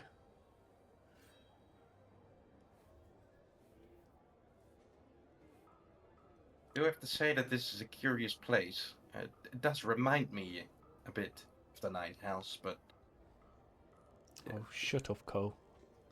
lightly. Oh damn, I'm not convinced you've ever been outside of your temple. Sat Oh, there no, sucking I've Kalimbar off traveled- every day. I've spent most of my time in the temple, but not that particular one we just came from, but Cannonfall. But I've traveled the Nine House multiple times throughout my life, Insight check. and Sure. And as I promise you that if we ever get there, then I'll be the best guide you'll find. You Let's make say it. I'm not in my element I right trust now. you. I know you'll get us there. It's just we have to figure out this conundrum first, and Exactly. hopefully we can. Exactly. With a 15, I mean, Remy has also said it, but it seems to be that he has a good amount of, almost great amount of knowledge about the Nine Hells, and the only way to prove it, I guess, getting there. But he seems to know his way around the knowledge of Beator. Not convinced. Strike one, Al. I like how you have like striking up this dislike for Kotem, being a cleric of Kalambor. Maybe you're jealous. I mean, That was the expiration question. You just hate me because Kalambor likes me more. Yeah. Me and Cannonball aren't on speaking terms right now. Uh-huh. Got a bit of a falling Maybe he out. can help you with that if you open yourself up a little bit more. I'll open Anyways, myself up. Crusher, do you drink your drink? Oh wait, you didn't get You the didn't drink. Yeah, I didn't get one. And You I'm not want to get buying. anything? I don't have any money, and no, I'm not buying anything, even if I did. Fair Broke enough. ass bitch. I'm back to having no money, guys. There's the Jonas we really know is. and love. Yeah, nothing has changed. I'm back to having one coin, and I'm not spending it here. All right. I think Crusher is just going up to Kotam, like looking him in the eyes. Go Mhm. and find me a way to the hells. Kotan will kind of awkwardly grin and say, "That that is my request as well. On it, Dalia." I am. Oh wait, we already said we could see. Yeah, you see her somewhere at the back of the bar here. Okay. I'm gonna. Yeah, I'm gonna walk towards her, or go and approach her, basically. And All right. Do you guys, who follows along and who wants to like stay at the bar or maybe check out some other tables or whatever? Anyone I'll buy another couple of hanging drinks at the about? bar. Sure, you're getting drunk. All right. I think Crusher will go along if it looks like she knows where she's going. Oh yeah, she's straight walking towards the table, I think so. All right. Anyone that follows Dalia towards this at 10, we'll see as you approach Dalia, she will look up and kind of wave, but the discern on her face seems not that happy about seeing you. And as you approach, you'll say, "You're already back. That's quick."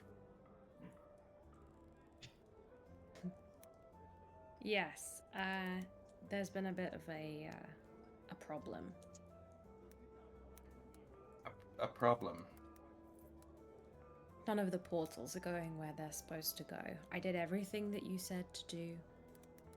Yeah, that was already known. It's just that this one was rumored to work sometimes, not all the time. Rarely. Yeah. It didn't work this time. Well, you might have seen the gentleman just leave my table, the winged creature. Mm-hmm. He had the same concern. And I gave him an alternative, but he wasn't very happy with the option.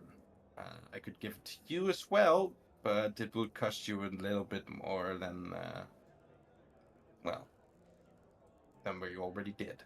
New information.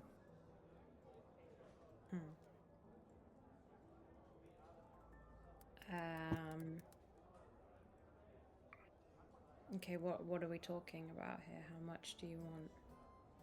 Well, the place that this portal is rumored to be in is a place of money. So, staying in theme, I was thinking around the 66 gold pieces.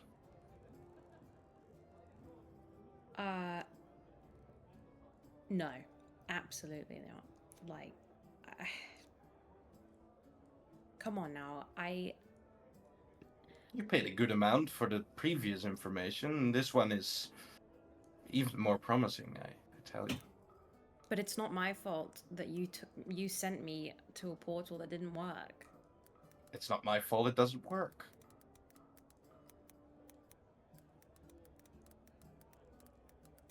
Gosh, is Oh. this what you call customer service? I am no hotel or tour guide. I'm a fixer, a middleman. You can take the money with you and give it to me, and I'll give you the information, or, go ask somewhere else. Who are your friends? Maybe they're willing to pay. As she kind of looks across the others that have now kind of surrounded the table. I'm actually not even sure if we ever had the conversation of how much money I have at this point, so I don't really know what I can do, but If it's, let me look at your character sheet.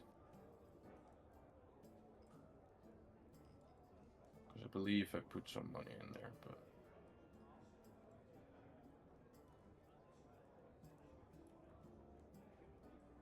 yeah. If you look all the way at the bottom at your inventory, you'll see the amount of gold pieces that you have noted down. yeah, 19, so no one is okay. You've probably spent a good amount of the savings that you had built up on the information on the whirlpool. Yeah. Well. Well, okay, Dalia's gonna turn to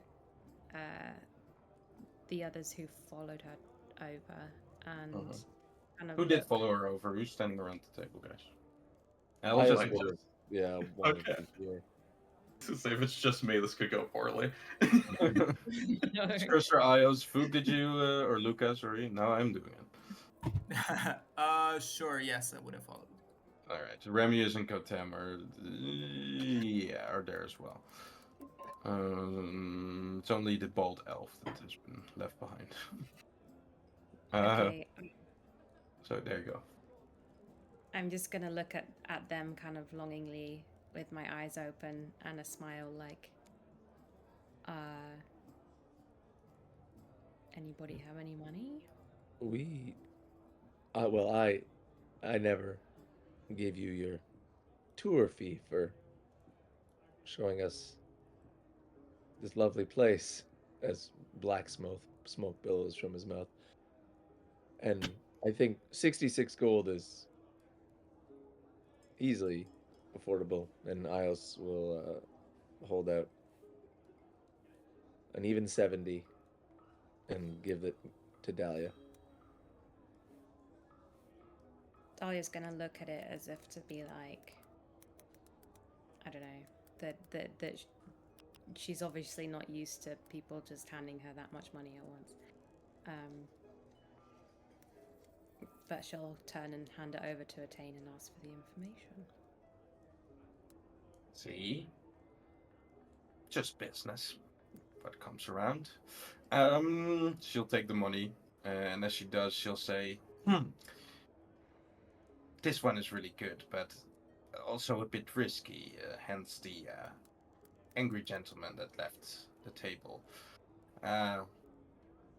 Said to be the portal created by an archdevil himself. This one is located within the Bank of Abathar. And anyone that wants to try and recognize that name can roll me a religion check. It's around the table, I guess.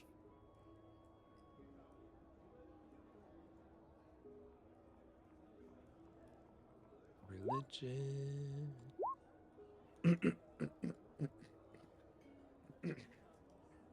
Except Al, because he's getting drunk. Roll me another Constitution saving throw, Al. Because I'm presuming you're doing the same drink or something else.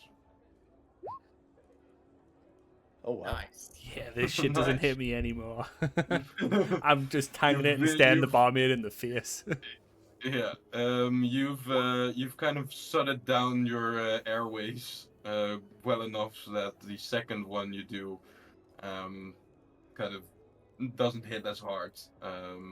And as you kind of drink that second up, the bartender will kind of look at you and say, "You know, you're not supposed to eat to swallow."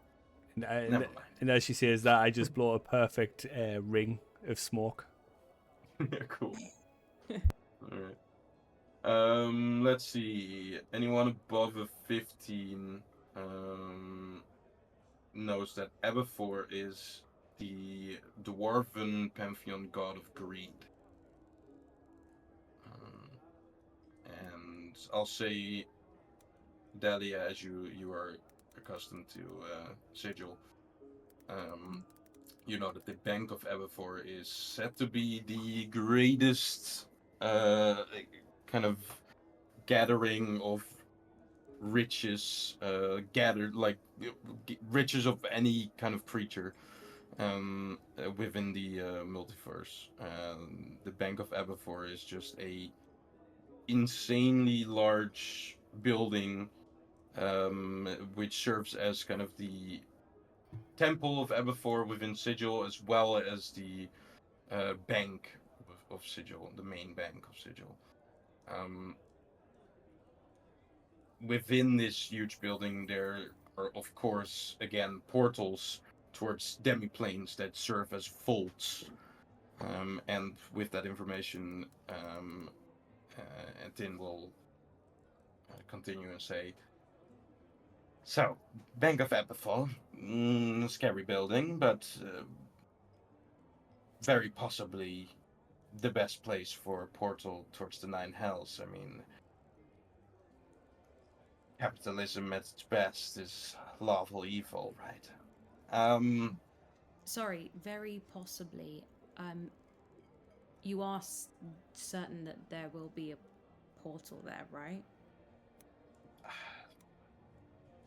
Darling, you know that the City of Doors always changes.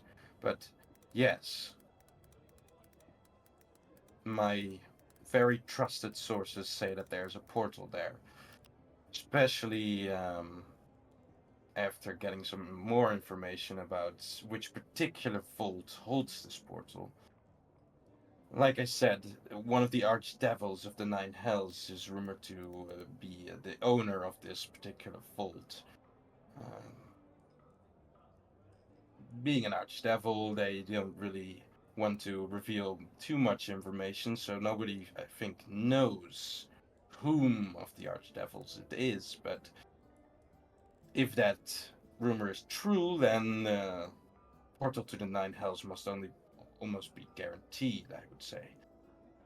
Vault 666 is thereby fittingly the place that you need to seek. And, well, that is why the gentleman left my table angrily.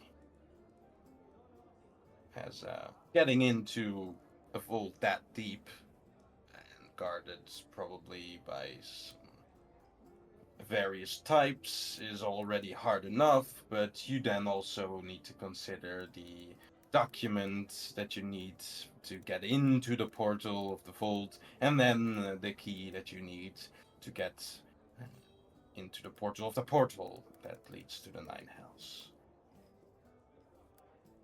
A lot of extra steps. Not as easy as swimming into a pool of shit. After recovering a corpse, yeah. So, Well, there's lie about in the hive anywhere, really. So. what do you know of accessing the portal or the key for the portal? Well, the document you would need to get into Vault 666, as it is probably a demi-plane, you need a portal key. The specific portal key for that portal, which will be a verification document that is common among the Bank of Aberfor. You'll need to either acquire it, which is going to be pretty much impossible, as you're not the archdevil that owns the vault. So you'll need to falsify it. And the portal key for the portal inside the vault that leads to the Nine Hells, it is said to be a contract, a signed contract with a devil. So, unless you have that laying around, you'll need to falsify that too. Okay, just need to falsify a devil's contract. Okay, yeah, that's... Everything is doable, darling, inside the City of Doors. The cage has everything at its disposal. Any devil's contract or a specific one? It's not specified to be anyone. Just A. So, Easy enough to obtain. yeah, I guess so. There's a few devils walking around here, but none are powerful, probably enough to grant you a contract. You could seek out some, or you could go to Grundlefam's.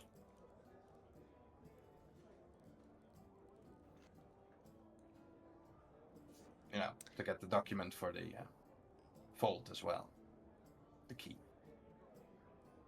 So we need 2 documents, one to get into the vault and one for the portal. Yeah, 2 keys, 2 documents, however you want to call it. And the place for you to go to at least get them for fake, but good enough so that they will be accessed, is Grundlefam's scribes. I would suggest. You gave me the extra 4, so I'll give that to you. How much is their usual fee? I don't know.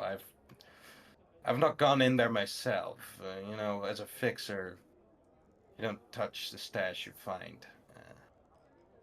I've not gone through a portal onto another plane in a long time. But I can assure you that for falsifying documents, I've not seen anyone better. Gondofam has this machine he built himself, and it, to the stories, has never failed anyone.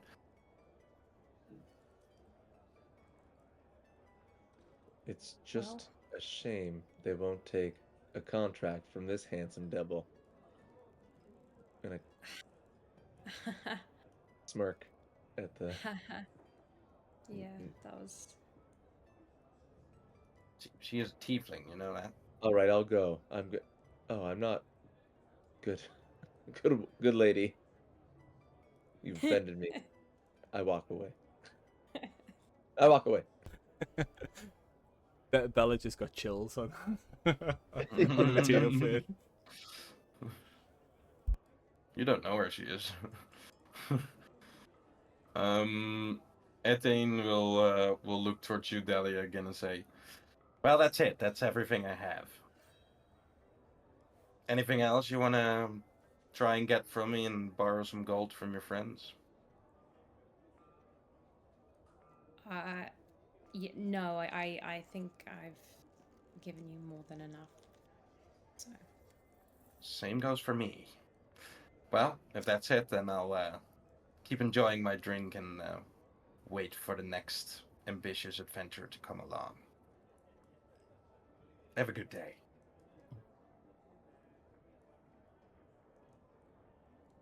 Dalia will kind of like say scammer, but under her breath, she'll just be like, Sure. and then away. Do we know where this scribe is, or do I know where this scribe person is? Roll me a history check. Only you.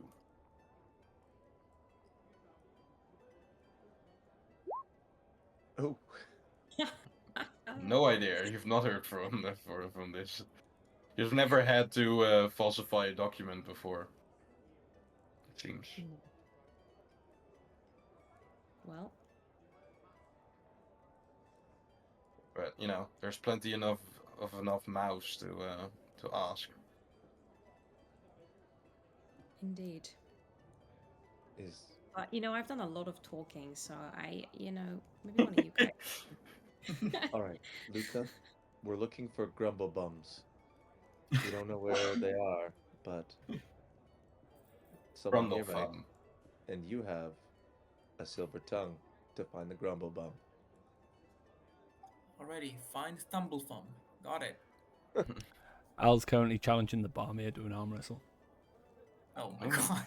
Make me an athletics check. With Well, your wooden arm? It's dwarven steel. Thank you very much.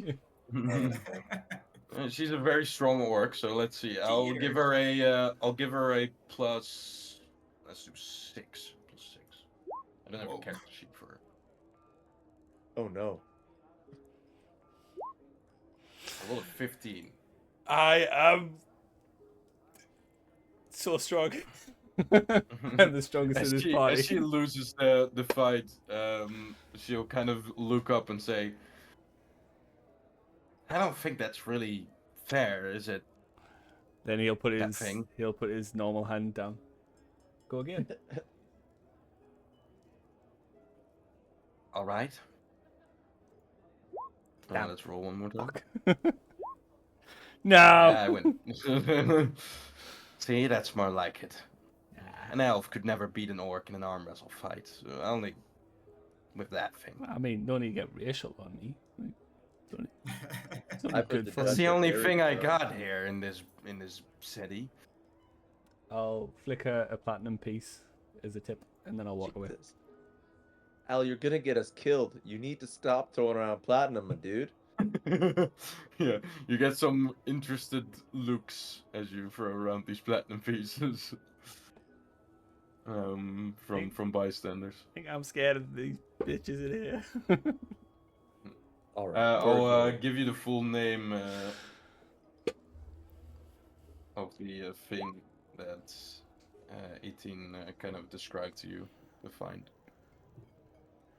Alright, as that is happening, Luca is still holding the very, very full glass of the alcoholic drink. It's a in smaller. hand. It's like a shot glass, but yeah. Yeah, It's still still. full. And he's just gonna scan around. Is there any bard that's currently playing music or something? That's a good question. Let me ask the D20. No, at the moment not. There's maybe some people singing at tables and stuff, but they're mostly doing that for themselves. There's not a general bard making any music at the moment. I know you see a fire genasi in the picture there, but Yeah. just a Okay. moment of time. And is there some like elevated place where a bard would usually perform? Oh fuck. Well, you don't know this bar really. You do see, of course, that there's an elevated place where the bar actually is, and the place where the scorching corpse kind of floats above is kind of elevated. But there's some places in the back as well that are elevated a little bit, but no particular like stage that you see. No, That's fine. this Alright. bar seems to be a bit more just whatever happens happens, and wherever it happens happens. Alright, Luca is gonna chug the alcoholic drink for probably like his second or third time in life. Okay. Do you drink the black orb? Well, hold on, Yup. We're not going that crazy. Okay, so you're sipping it and trying to like hold it with your lips, the black orb from the glass. And then he's gonna turn around, slam the glass on the bar, and he's just gonna look around and say, "How about we get some music going on? Let's cheer up a little bit." And he's gonna take out the lute from his back, and he's gonna start strumming a tune and putting it more in a quicker tempo now that he sees that this is a rowdy place. Yes. And Alright. he is gonna play Knight and the Spider Queen, and just Nice. trying to get as many people as possible to like move around and get comfortable. And he's gonna like simplify some of the lyrics and start repeating them so they can join in too. Alright. Does anyone want to do anything as this begins to happen? As I come Ios. back, I just ask, "What's the plan? What have we learned?" As you ask, Lukka like just fucking ballads into a song. It's like, I would like to play rhythm guitar with my lute. you have a lute? I have I didn't lute know this. proficiency. Oh, cool. All right. So we have two lutes. Anyone else? Crusher, you have a electric guitar or something? That's I brought my bass, guys. So let me get this straight. I'll walk over, ask the question, gets ignored. As two of the party members just start playing instruments. Well, fuck me, I guess then. We're tuning our guitars, you troglodyte. This is why I collect tongues. Tongues don't Dalia, judge. anything from you? Well, I was gonna turn to the others quickly, and just say, does this happen often? Does he do this often? Remy is Does he just- gonna answer and say, he did this one of the first nights that I came into the Temple of Thorn. It's interesting. I've seen better. I hope he stops doing it. I hope he continues. And then she pulls out her mandolin. Hey! Okay, well, we're a band now. All right, all three of you roll performance checks. The ones that are participating in this instrumental. Can I just use my Play. lute proficiency?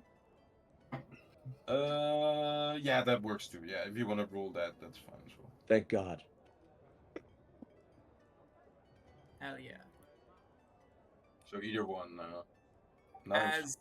As Lukka sees Dalia join in, he is gonna pluck his lute a bit, and there he sends a little bit of light towards her, and he's gonna do guidance on you. So cool. you can roll Also- yourself. I'll put it in chat, but you get to add 3d4 to your check. Yeah, guys, buff the shit. Also, by the way, you would be allowed to roll with your proficiency with your instrument, so that would add another 4 onto that roll if you wanted. Oh, I see. Okay. I'm So going it would be to, 14 plus 6, so 20 as well. Nice. just before they start playing, I'm going to cast Hold Person on Ios. And he just used his reaction to cast guidance and counterspell. All right. What do you do? What do you say as you're doing this? Do you do anything or just cast it? I just looked at him, I just whispered to myself, "Freeze." All right. What- Well, save roll me a that? wisdom save, please, Lukka, as he casts Hold Person on you. No, it's not on Luke, it's on Ios. Oh, it's on Ayas? Oh, Yeah. sorry. Then roll me. Mother. I mean, you do have D10, but I don't know if that will save you. So What's wait, your- You would need to say roll a 3? 10 to be saved. Well, Yeah. Did you say freeze, Al? All right. Everybody clap your hands. and What's about Ios? Stage fright. Stop. Stop. Hammer time, and you get fucking whacked by Crusher. Ios is finally gonna play the one song he learned, but no, Al wants to ruin You this don't for him. know. You don't know. Alright. As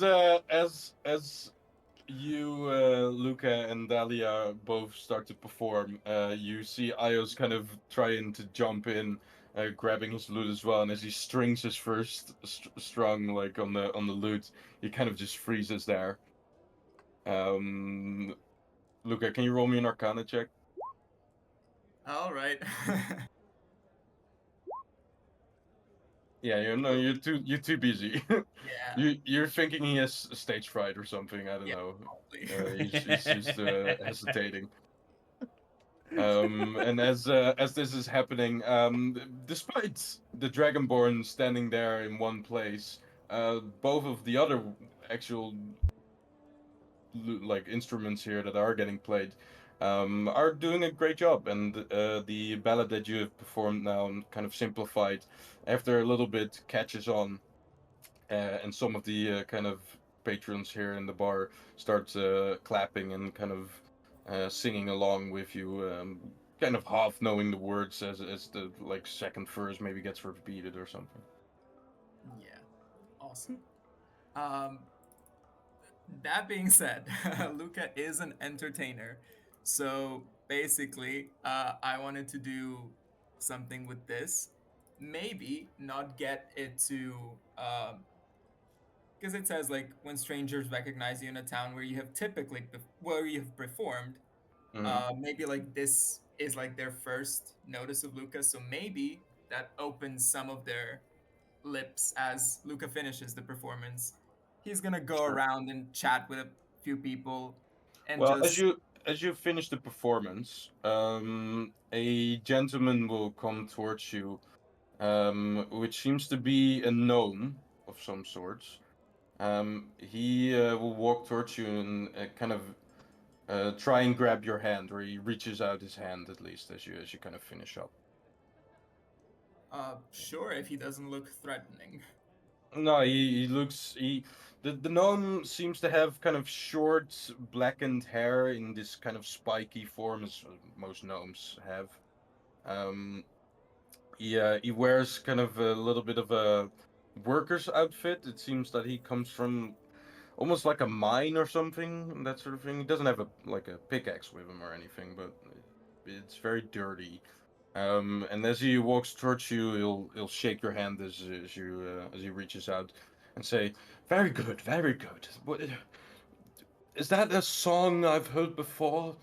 I can remember something alike." Perhaps. Are you not native to this plane? Oh, no, goodness, no, no.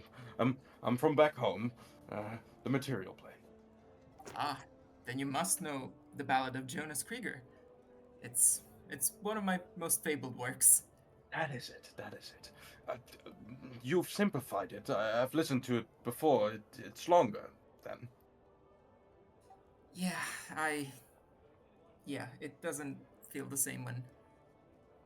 Well, maybe I'll perform it some other time. You know. Yes. Are you the original writer?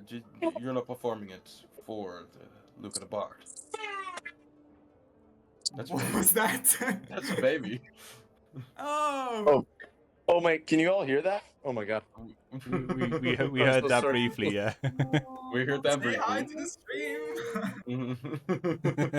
And there's muted. All right. Let's continue. Yeah, of course. Luca will nod and say, "Yeah, that would be me." Oh my. I've heard a few of your ballads before, and I must say that they've greatly impressed me. Greatly. Which one was your favourite? I'll start putting in. Well, this one actually. I quite like the heroic stories. Halfway through otherwise. that sentence, Al just rolls his eyes and walks away.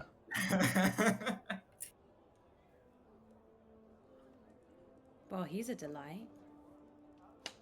I've got a question for you, and it might be intruding on privacy matters, but what are you doing exactly here, if I may ask? Well, that's quite a question. Although, pardon my manners, I didn't ask you for your name. I suppose you have already said you knew mine. Yes. I'm Brambled. Uh, Brambled Hearts. As in Right? a heart. Well, pleasure. Um, we Al, Luca will look around to see where Al just went and what's going on with everybody, how they're feeling about this individual, and how much like Luca is to say to him.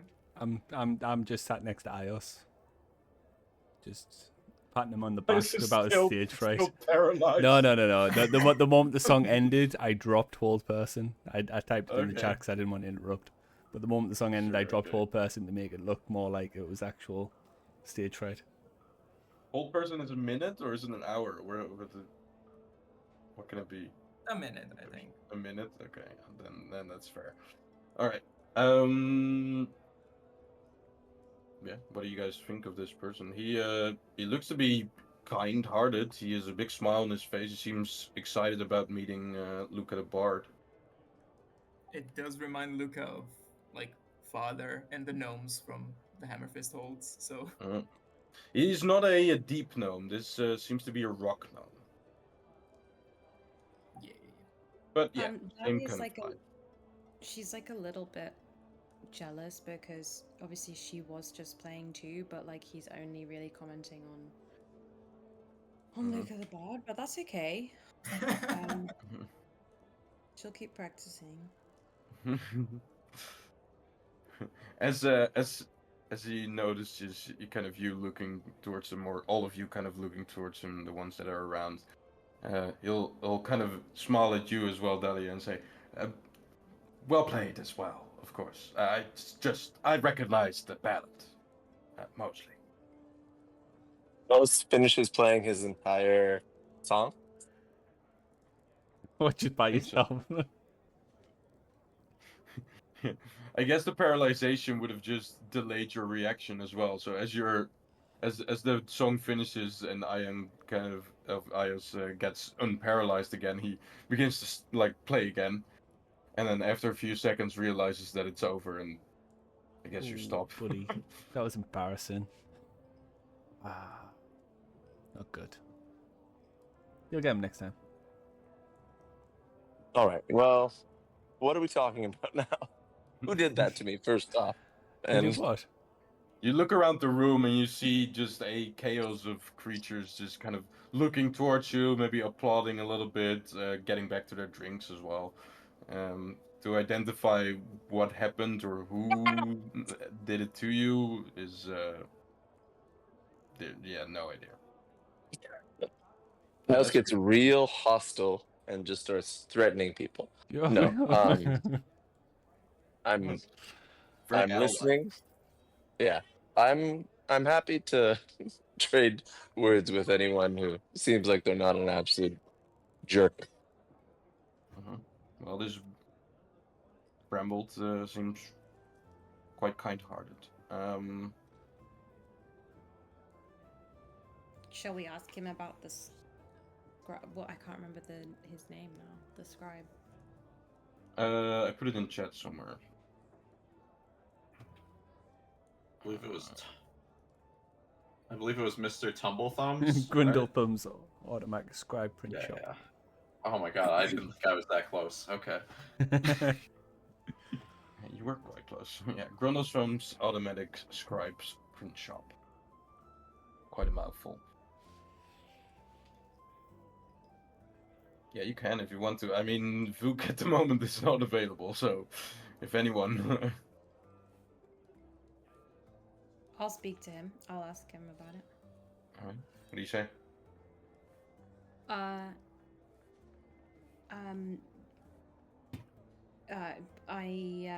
So I just wondered if you had any idea whereabouts we could find somebody who is. What was the name again? Grundlethumb. Grindlethumb. Somebody by the name of Grindlethumb? The scribe shop. The print one. Yes. That's the one, yeah. That is quite the coincidence. I just came from there, or at least yesterday I did, but recently. The Oh. reason I was here, my own matters, of course, like yours. But yeah, I know of the place. What about it? Well, you see, we just need to see him. We need, to use Make his. use of his skills. Yes, precisely, and I'm sure that you know all about that. Not that I want to know, because it's your business, not mine. But any help would be greatly appreciated. I feel guilty about asking why you all were here. Now that I know that this is what you seek,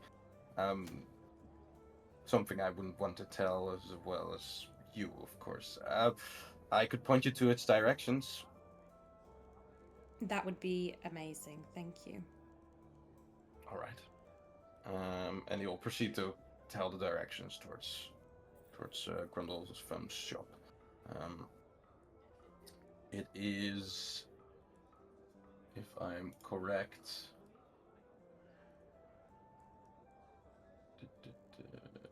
in the clerk's ward. Or clerk's ward. Which is kind of one of the middle class kind of wards. And houses a bit more of like the district shops, the kind of actual like stores and that sort of thing, instead of the stands that you find maybe more in the lower and the hive ward. Lots of temples as well there. And generally a much calmer environment.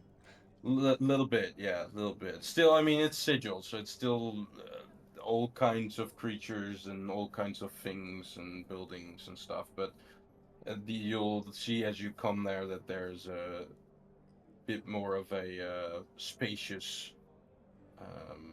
ambience towards the place, in contrast to this kind of crowded,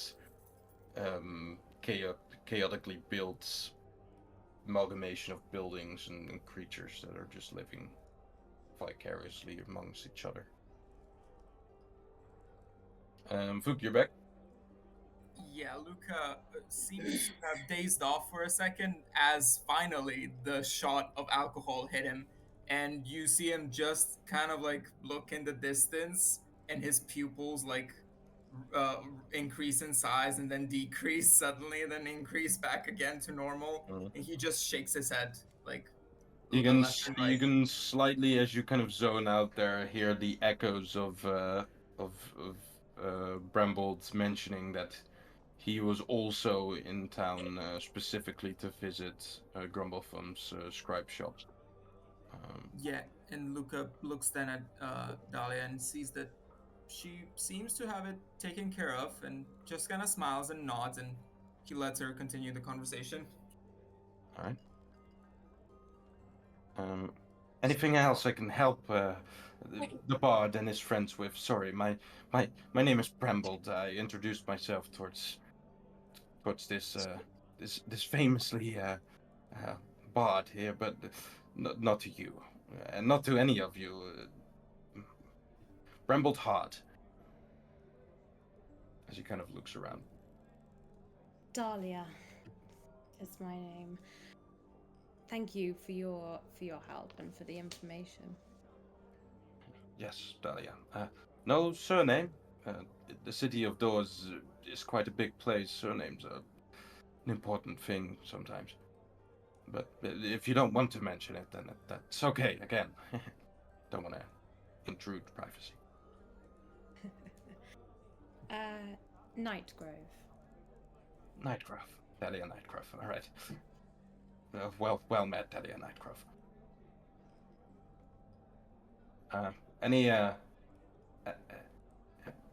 Any other adventures I might recognize from the songs among here? I don't think I've ever heard of Dalia Nightgrove within one of your songs, Lukka. Well, that is true. Maybe not yet, but we'll see. And Luca will look at Dalia, and then look at Al. Um, maybe not that you would recognize, but there might be a few people here. Yeah, I remember. I remember Murjamel, the golden locked elf, and I remember. I remember.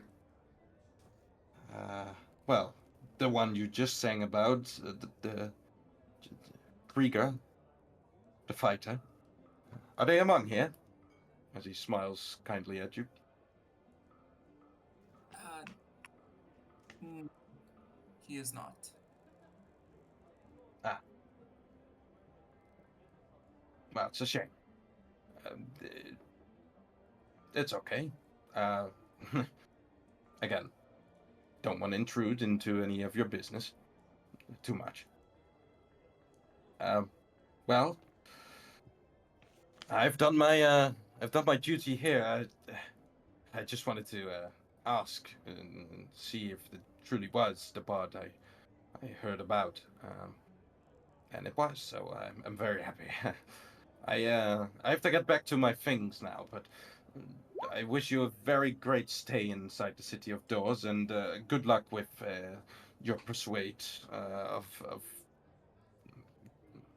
well, your business. Yes, of Um, course. Thank you. Dalia's gonna thank him and also slip him a little business card just if he ever needs the services of a Tautan sigil. So Ah, a local, I see. No wonder the bard didn't write any songs about you yet. yet. Uh, Thank you, Dalian. I will keep it close at heart. As he grabs the card and kind of holds it towards his chest, and then smiles again, does a little bow, and begins to walk away. As Yeah. Oh, go ahead. no, go on, go on. Mine is sort of totally unrelated to this, so I'll do it after. Okay. All right. I just wanted to say, as the gnome is walking off, Luca, still in deep thought about Jonas and everything, kind of shakes his head and shoots a smile at Dalia and says, "I didn't know you could play like that. That was pretty good. Are you a bard by chance?" no, I'm not. I just picked it up. I learned from my father actually. Ah, uh, he'll look at your mandolin. And did you get that from him as well? I did. It was a parting gift when I left to search for the Nine Hells. Ah, that's that's very nice. Um, yeah. Sorry, just wanted to say that was good, and you know, and Luca clears his throat and starts walking towards the bar again, and you can clearly see he is something happened to him just then. As you walk towards the bar, sorry, Phoenix, but as you walk towards the bar, um, I'll say Dahlia, you see the gnome Bramble kind of walking back towards you in kind of his hasty manner as he looks around for Luca, but probably have lost him within the crowd. He looks towards you and says, I forgot to mention something. Okay. Rumble Thumb's shop worked perfectly, and I acquired what I wanted at a price, but did so. I just wanted to mention that there's been some strange things going on with the shop that he mentioned. Some voices heard around the shop. I mean, within the minds of people. I unfortunately heard it too, and it was quite disturbing, but none other consequences have yet happened, and Grumblethumb is trying to figure out what it is, but at least that's what he told me. Just wanted to mention that before you go. Thank you. I'll keep it in mind. We'll be as careful as we can. Yes, of course. I'm sure you'll manage. Do inform your friends as well, because well, you never know. All right. Bye bye. Goodbye.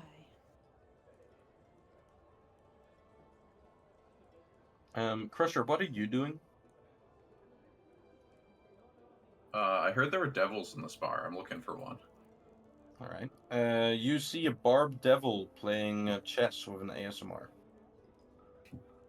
Yeah, I think Crusher will just walk over, look at the angel-looking one.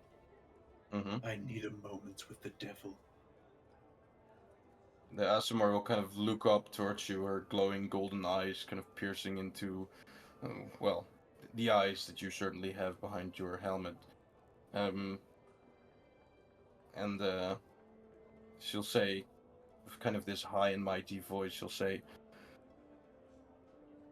"Can't you see we're busy?" I don't care. What? You just imagine me walking off from my game, just like that. I think Crusher's just gonna tip the board over. She's gonna just fucking Uh-oh. throw it. Just like, not even throw it, he's just gonna like carefully lift it up so the pieces slide off. You All right. realize not one of us has your back in this fight, right? I'm aware. Roll me an intimidation check.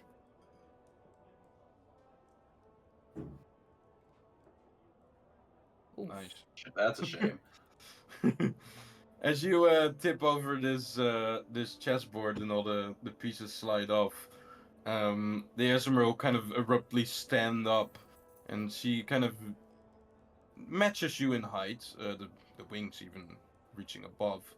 The barbed devil will kind of look up towards you, and you see this kind of devious smile appear, and he'll kind of grab the ASMR by her arm and say, "It's all right. It's all right. I remembered the pieces. We can establish our game later on. I'm interested to see what this figure has planned. Just give us a moment," like he said. And the ASMR will kind of frustratingly, but also surprisingly, look towards the barbed devil, turn towards you again, and say, "Don't ever do that again. Or this friend of mine will not be there to save you." And she'll kind of tap on one of the mazes. She has two on the belt that she has, and she'll turn around and kind of with one flap over towards another table. Crusher's gonna take a seat, look at the devil. The barbed devil is covered in these kind of green, various sizable spikes, barbs, right? The face that he has is also formed by kind of just a like shape of these barbs forming the eye sockets, as well as the mouth and the nose. And there's these two small black pupils that form from the eyes that look now towards you. Say, "Yes, take a seat, take a seat." Like I said, I'm interested in someone that takes such a stride towards having a conversation with a devil. What is it you seek, mortal? I'm looking for someone more important than you. As the grin was very broadened for a moment, it kind of dies down as you mentioned just the hierarchy of the ever abiding devils of the Nine Hells. And he says, "Ah, how disappointing. Well, whom do you seek then?" I don't care. Someone who can make a contract with me. A contract? You want to make a contract with a devil just for the sake of it? For fun. I've lived many mortals' lives, but this is one of the strangest requests I've heard. Then you won't mind fulfilling it. Well, seeing as I'm a lesser devil, I can't really, but like you said, something more powerful might. I know someone that might be able to help you. Bid it out. Well, seeing as I'm not able to make a contract, we can still come to a compromise. Huh? And he'll kind of walk his, like, barbed fingers across the table. He's kind of imitating, like, this small man with the two fingers.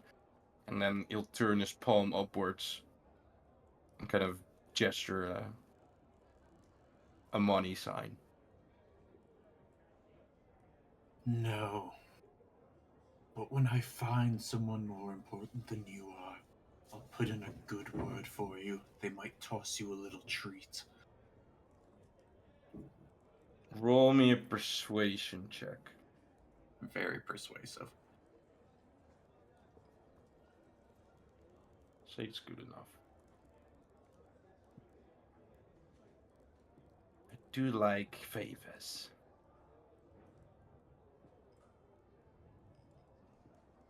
Give me something of value that I can hold on to as long as this promise is not fulfilled. And we have a deal. You want to hold on to something of mine. Yes. Until I tell someone you are a good little boy. Fine. What do I give him? Good question. I don't really have that many things. You know what? I got some gauntlets I'm not using. I can give him those. Gauntlets? Yeah. Alright. He'll look at them as you hand them over and say, "These are of magical property." Yes. Ogre kind. I'll be All right. wanting them back. Yes. But for the time being, as he puts them on, they're mine.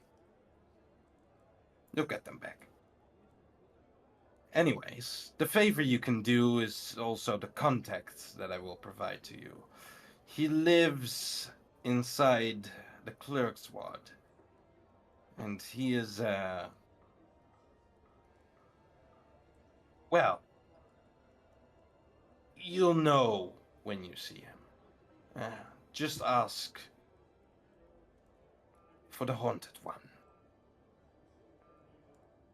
And you'll find him. Good. And I'll hold up my end as best as I am able. It is appreciated as he holds both the gauntlets up that he now wears. If you don't mind, I will continue my game with the Asama. I was about to strike a final blow from evil to good. I couldn't care any less what you do now. And Crusher's just gonna walk away. As the devil begins to set up the game exactly like it was before. And you see as you walk towards the others again, you see the Aasimar on the other table still very angrily and frustratedly looking towards you. If You walk Crusher's passing by, he's just gonna be like, I look forward to meeting again. She's gonna just snarl at you a bit and then flap over towards the table again with the Barb Devil. As this happened, the conversation between Brambold would have happened, I guess. So you guys meet at the same time where everything is gone again. What do you guys want to do? There's some people at the bar, I think, and there's some people just standing around here.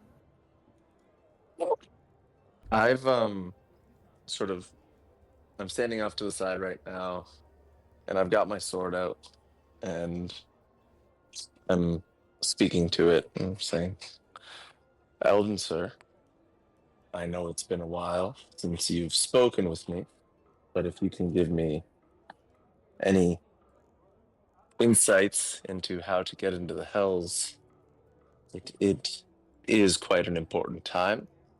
So wake the hell up.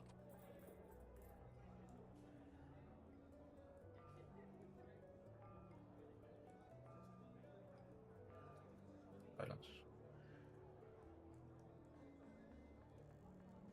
Nothing as of now.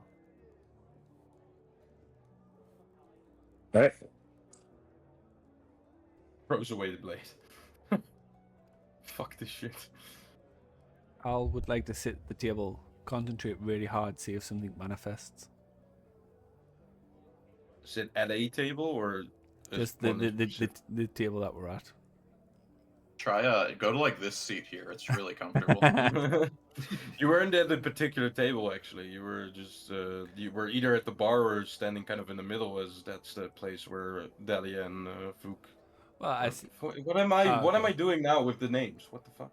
Dalia and Lukka were standing in the middle. Then I'll just walk off to one side and concentrate really hard, see if something manifests. What are you trying to concentrate on? You know what I'm trying to concentrate on.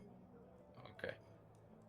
As you do, anyone have a passive perception above 15? Just me? Oh. One short.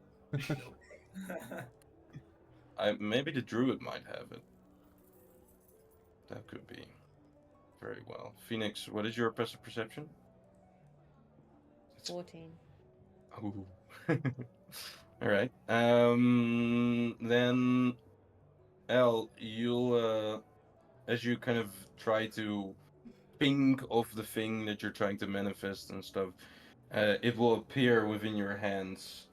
You see what seems to be a rolled up parchment of kind of this orange light. Seems to be rolled up at the moment, but you can unroll it if you want. Yeah. These golden kind of borders at each end, and the paper that seems to be made of this kind of amber light has already from the inside or from the outside you can see the inside scribes that are across the paper. They lightly glow a little bit more of a lighter yellow. Very hard to read though, as it's rolled up. I'll I'm gonna walk over to the Barb Devil. All right. The Barb Devil will kind of look up, having set up their chess game again. I'm not gonna over. No, I don't. You see the Asumar as you approach. You see her kind of looking over her shoulder in between her wings, and she's gonna like put her fist down on the table, pound it hard, and then say towards the Barb Devil, "If we're getting disturbed again, I'm gonna lose it." Do I hear her say this? Yes, as you approach, you hear her say this. I'm only gonna ask one question, then I'll be on my way. That is it. Quick 10 seconds. The Barb Devil will kind of answer and say, Eldama, you've lost already. You know it. It's alright. I quite like this bar today. Voluntarily coming up to devils. What is it you want then, friend? I'll hold out the scroll and I'll say, do you know what this is? As you hold up the scroll, it was being blocked by the wing from the SMR. And as you hold it up and reveal it towards him, he kind of looks at it wide-eyed. You see the pupils kind of slightly getting bigger. They're very small still, but slightly getting bigger, and the spines and barbs across his face kind of move in a expression of surprise as he says, "You think bringing that up in a bar is a good idea? Hide it. Don't bring it here." I'll put it into my bag real quick. As you put it in your bag, it disappears. Fuck. Just into thin air. Can you tell me what that was? I have a feeling, but... You know what that was. You know. You must. That's an infernal contract. That's a contract with a devil, and a powerful one at that, seeing as the looks of it. It's not even made of paper. Do you know which devil? I would have... There's no way for me to know. Almost, at least, every contract of a devil states that only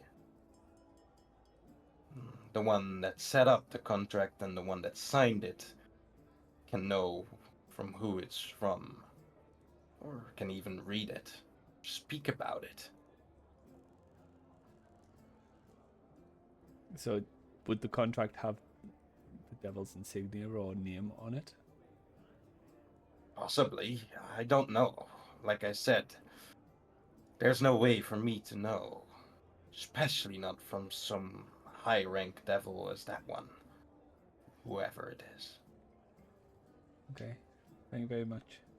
Sorry to disturb you. And I'll walk back to the group. You want to play black now? I want to win, says the ASMR as you leave the table.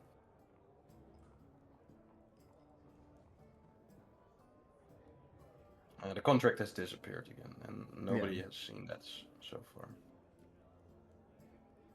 Alright, you guys are all kind of standing around the middle of the room, kind of close to the bar here. You've joined up together, most of you at least. What you guys want to do?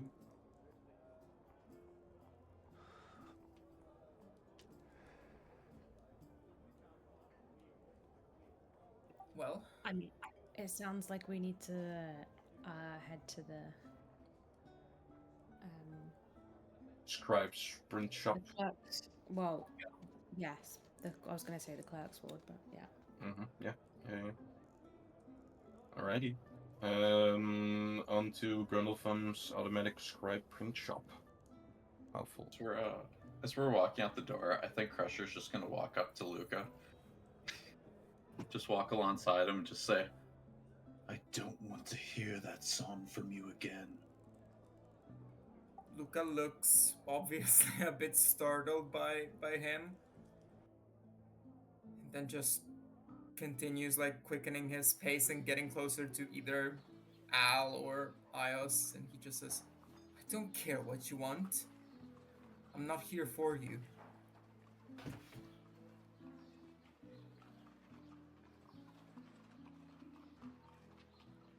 I've given you the warning at least.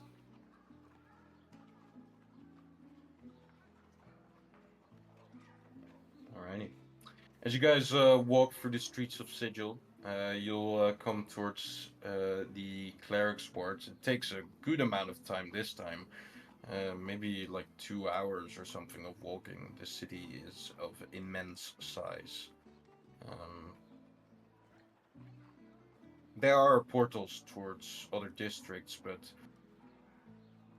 as of now, you, Dalia, are not aware of any that will work with certainty. It's been a while since you've been in the lower ward, so you don't know the portals around here. But you guys make your way over towards the clerk's ward, just on the walking path. which you do know. And after a while, following the instructions of Brambold, you are able to come towards what seems to be the shop that you're looking for. I will describe what you see. Grundelfum's automatic scribe's print shop hunches between crumbling buildings like a steam-belching relic, its iron chimney wheezing smoke and its brass-plated doors rattling with the thum of gears within. You guys are standing in front of the building. What do you guys want to do? This might be a good time to just let everybody know that Bramble did say that there seems to be some issue at the shop with hearing voices. I don't really know exactly what he meant. Weird. Hearing voices isn't normal. No, well, that really depends. For most people, not really. But I mean, we're talking about voices that you're not used to hearing. Okay.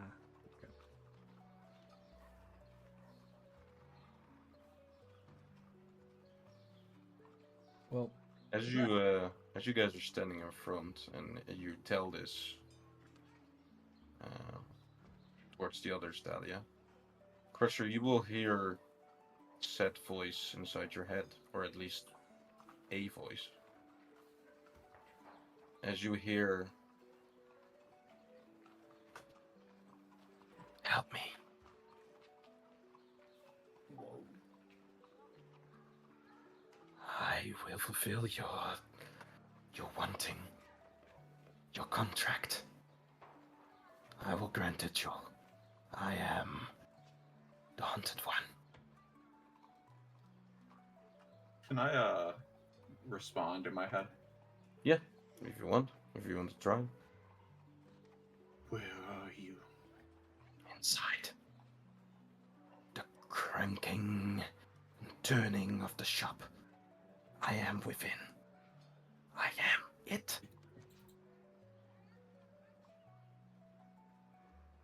Very well. I'll see what I can do. The shop has its entrance kind of going down some small stairs that are kind of lowering it into the first floor, I guess, of the building. Like I said, iron doors seem to be slightly vibrating. Almost the whole building, I guess, seems a little bit like moving as these steam plumes come up from the chimneys that exit from different directions of this building. It's almost like the whole building is a working machine itself.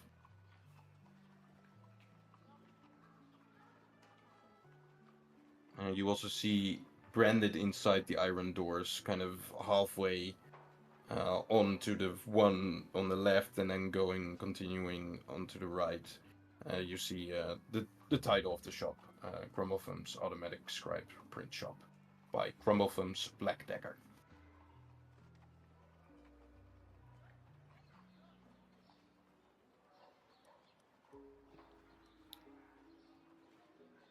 I guess we approach, or I approach. Sure. You head down the steps, and you open a door, and what inside greets you is the shop guts churn with clattering cogs and hissing pistons, casting flickering shadows into the steam-thick air as automatons trundle between machines that grind, stamp, and hum with relentless mechanical purpose. You see those? You see the sphere guy on the steps there? Yeah. With the picture. Yeah, there's a few of those walking around here. Modrons, they're called by the common tongue. And you see all kinds of shapes. You see a circle, you see a triangle, pyramid. I mean, square here and there. All kinds of ones. And they seem to be hard at work at this kind of giant machine that is connected with these tubes pistons, chimes, cogs, all kinds of stuff.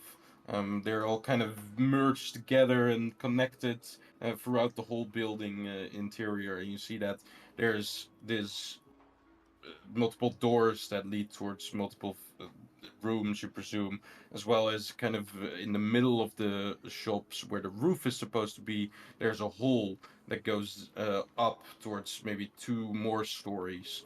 The steam might have also kind of rises up through that hole and enters the next stories of the building. Pipes run up from across the floor towards the wall, towards the ceiling of the first floor, going up to the second floor and continuing onwards. And these modrons are kind of flying about, walking about, kind of just handling sheets of paper, handling sheets of like documents that have already been produced, creating these smoke patterns in the air that kind of communicate, you think, handling different tools that are trying to twist different cogs or screws or that sort of thing. Very steampunk. Very steampunk, yes. As you stand inside, you kind of almost, El, you almost cough as bad as you did with the drink, as the smoke here is not, it's not as blackened and sudden like, but it's still very thick, white and more grayish of color, but still, yeah, there you go. It's the same kind of effect happens. The Modrons not being or not having to breathe don't seem to be bothered by this at all, of course. 1 or 2 maybe that fly by or walk by seem to look at you very strangely, but then continue onwards with their jobs.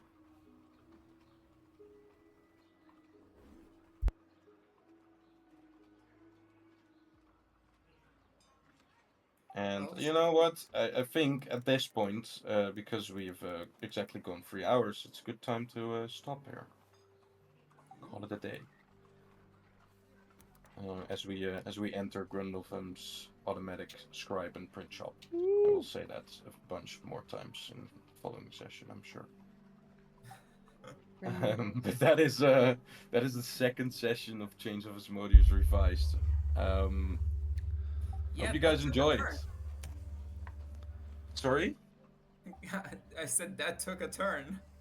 Yeah, it did take a turn. Well, I had a plan, but for you guys. Ending wait within the to go. city of Sigil. We're gonna see how this goes next. Cannot wait to get in that 20 on Quartarm.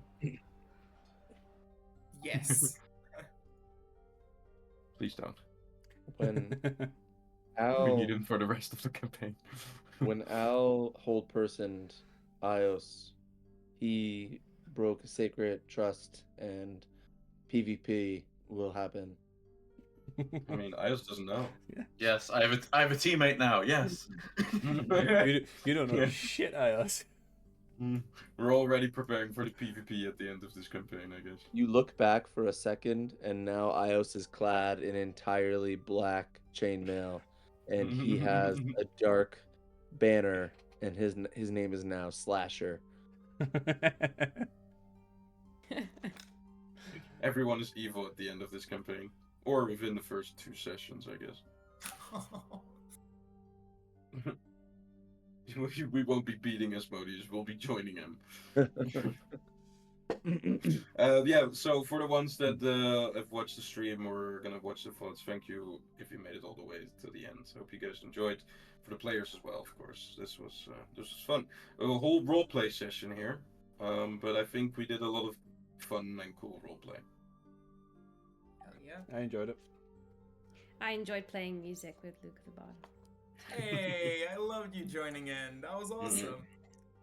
How did you like Ios playing did as music well, with I'm Luke the Bard, Ios? Yeah, and also exciting stuff here because we've now heard about well, this shop, of course, and what's going on with that. Cursor's whole thing with the the devil he wants to make a pact with, and then of course this portal that resides within the Bank of Aberfor in Vault 666, rumored to be owned by a archdevil, which is certainly interesting. Yeah, the devil I'm looking for. Yeah, also, and the revelation of a already signed contract that Elsa has with a particular kind of devil, which is Crazy things. Which Lukka will never know about. I'm I'm not being told off by Lukka. It's not happening. Yet. You're getting fired from the group. Yeah. I'm breaking your contract with the group. It's fine, I don't need you anymore. I've got a devil on my side. We've looked at your recent actions and we've come to the conclusion that you're just not fitted for the company anymore. Lukka works in HR. This was your test period and you failed. It's a test period of 2 years. Yeah, we're also seizing all your assets, so... And there goes your football sword. What? No, Football sword is not company property. This was my father's football sword. The adventures of the company, you know. But it was my father's sword. Yeah, but you got it back through the party helping you and stuff. Collateral. Yeah, we'll have to talk. What kind of communist party is this? Yeah, bureaucracy, capitalism, communism. We have a lot of things going on inside Sigil. Ayos is shedding.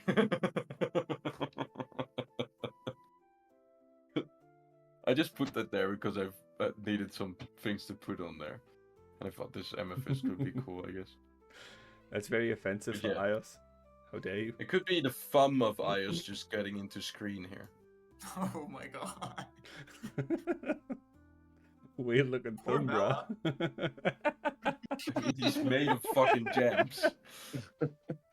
That's why he wants you to be with him at all times to hail Bella afterwards. Well. Yeah, that you know, as a humanoid, as like a human, having a intimate relationship with like a gem dragonborn, like a dragonborn would already be kind of hard, but a gem dragonborn, that's like, how the fuck does that work? That doesn't seem like a good talk about it. Yeah, some things are better left unsaid. I mean, there was an ASMR and a devil playing chess in a bar, so that's also an interesting. Like, there's some weird. Sigil's just weird. So yeah, like you said, Ayos, you fit right in here. I've never in all my life of ever like playing D&D ever been to Sigil, so this is very exciting. Yeah. The one of the reasons I wanted to bring you guys to Sigil here before we went to the Nine Hells is because we're gonna get a whole lot of Nine Hells in this campaign, so might as well get some other locations in as well before we get there. And Sigil's awesome as a location because it's like the hub of the universe, which is really cool. We also needed a backstory for Dalia, so there you go. Which I still haven't really revealed much of, to be quite honest. No, which is good. That's one of the worst things you can do as a new player, or as just a new like party or something, starting a new campaign, is doing the infamous like, "Hi, I'm this person, and let me tell you about my whole backstory." Because I'm very excited about what I created, and now I want you guys to know as well. What that does. 5 years in, I don't think we really know everybody's backstory. I don't think I know anything about Lukka. I do, thanks to the downtime. I do, thanks to the downtime. Yeah, I'm just waiting for the Sam Riegel moment. You don't care about me, you know nothing about me. What's my mother's name? Exactly. What is Chandler Bing's job? I mean, up till the downtime, I didn't even know Ayos had still parents that were alive, and I'm the DM. So.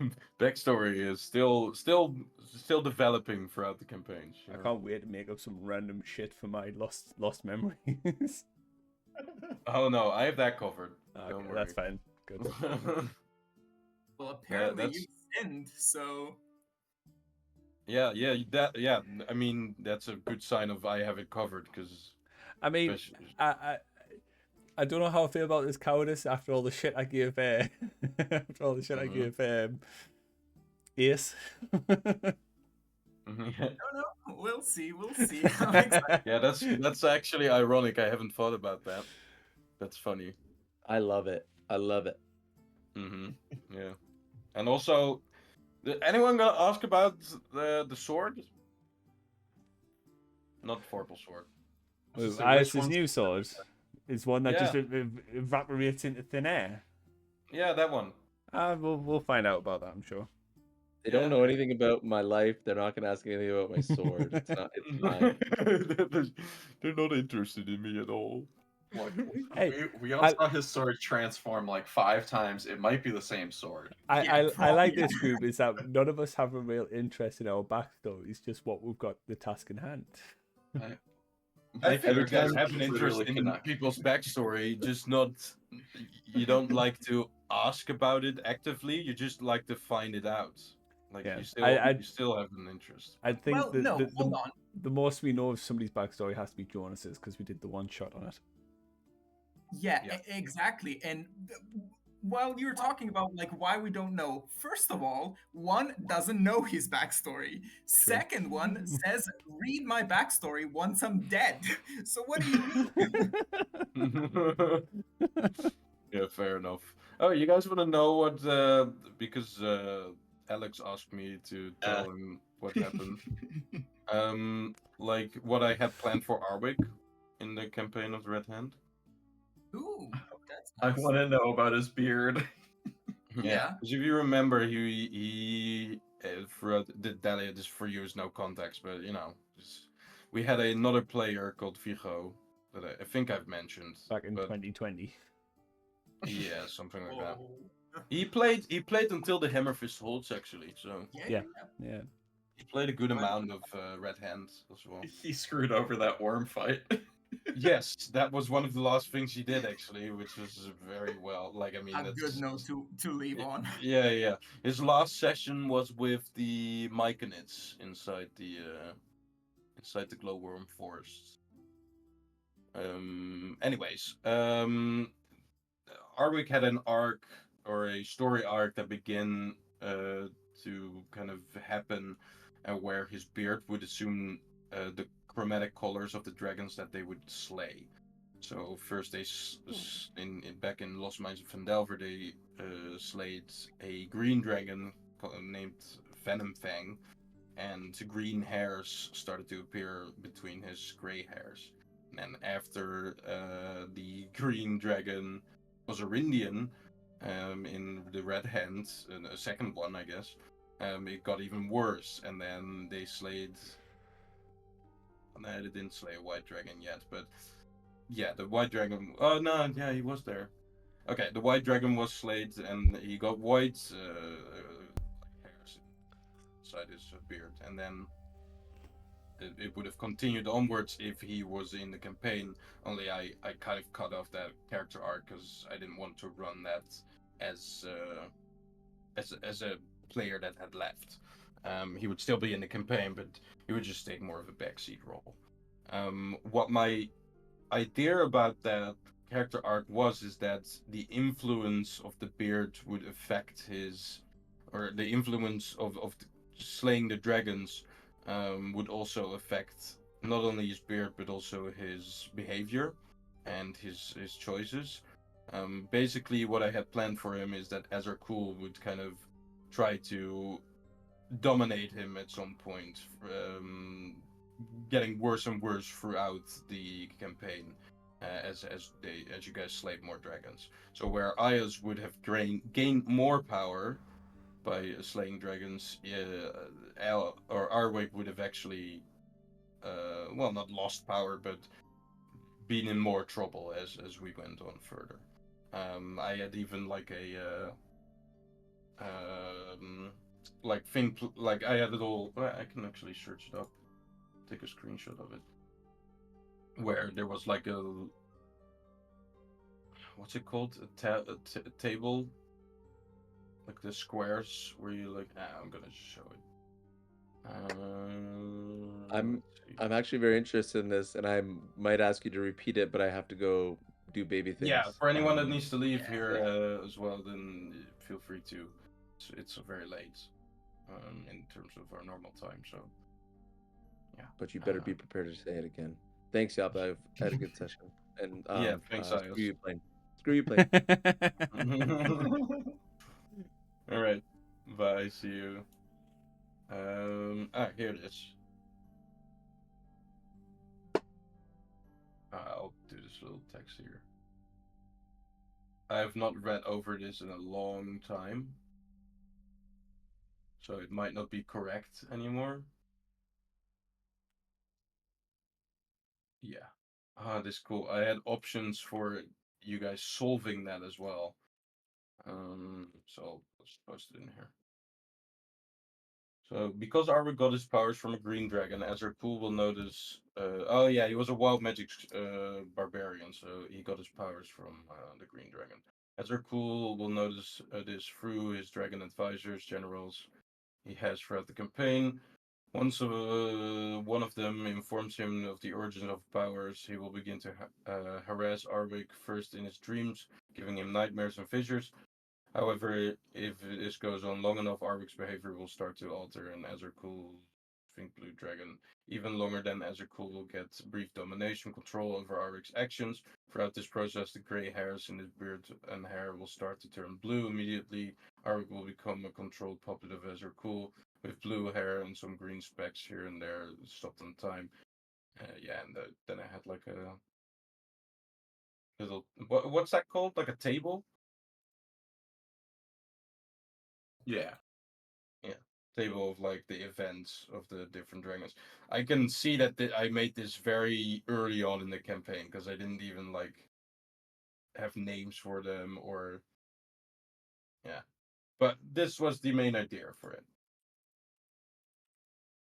So that was it, Alex, to answer your question. He was gonna steal Arwick. Basically, he was kind of gonna do this same thing that happened with Jonas, right? With Baron Leia. But instead of like fully dominating Alex fully dominating Jonas and just like kidnapping him pretty much, Arvid would still be among you guys, but would have these episodes of just like being losing control, I guess. Hell yeah. That would have been such a good reveal. We would have had to kill Arwick. It's the only way. Absolutely not. Look at that. The second option of solving it: get Immersed the Red to help. Best wizard in Brindle.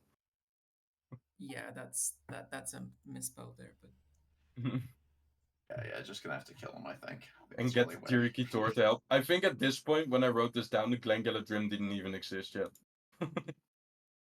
That makes sense. Yeah. At least not as like as worked out as they did, of course. Because I think I had an idea of creating, because the Glengaladrim are not in the Red Hand of Doom module. It's only Tiriki Tor.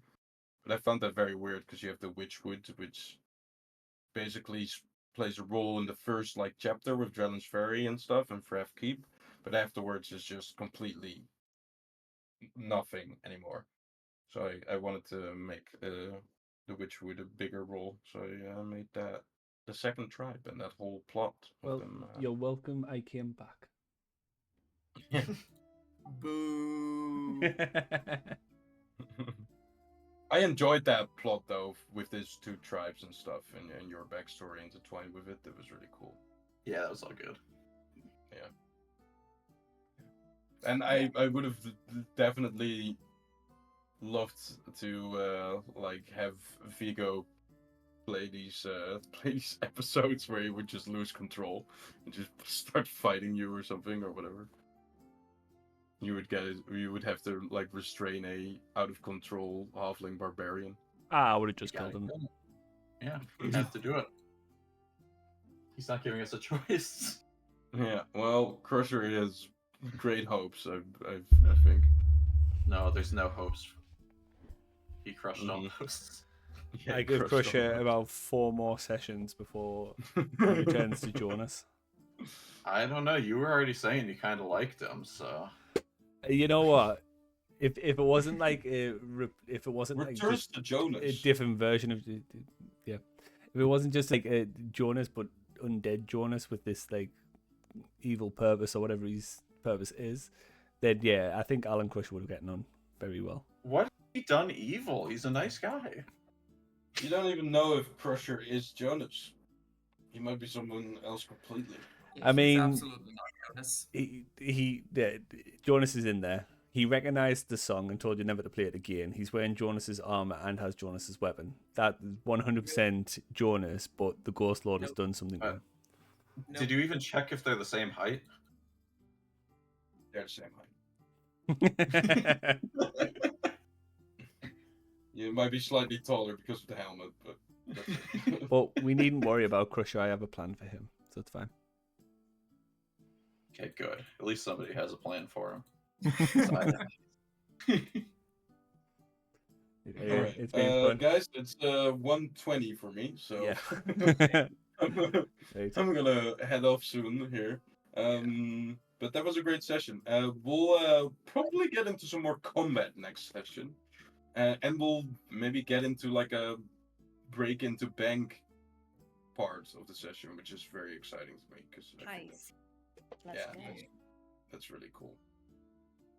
And we'll see what happens then. Right, well, it's been Alright. fun. Thank you, Yop. Yeah, no Thank problem. Man. you. Thank Bye, you guys for guys. making the time and stuff as well, by the way, for today. If it's ever on a Monday, I'm chilling. It's just Tuesdays, you've got no chance. Alright, so I'm tomorrow's usually session not. is without playing, I guess. Boo. Boo.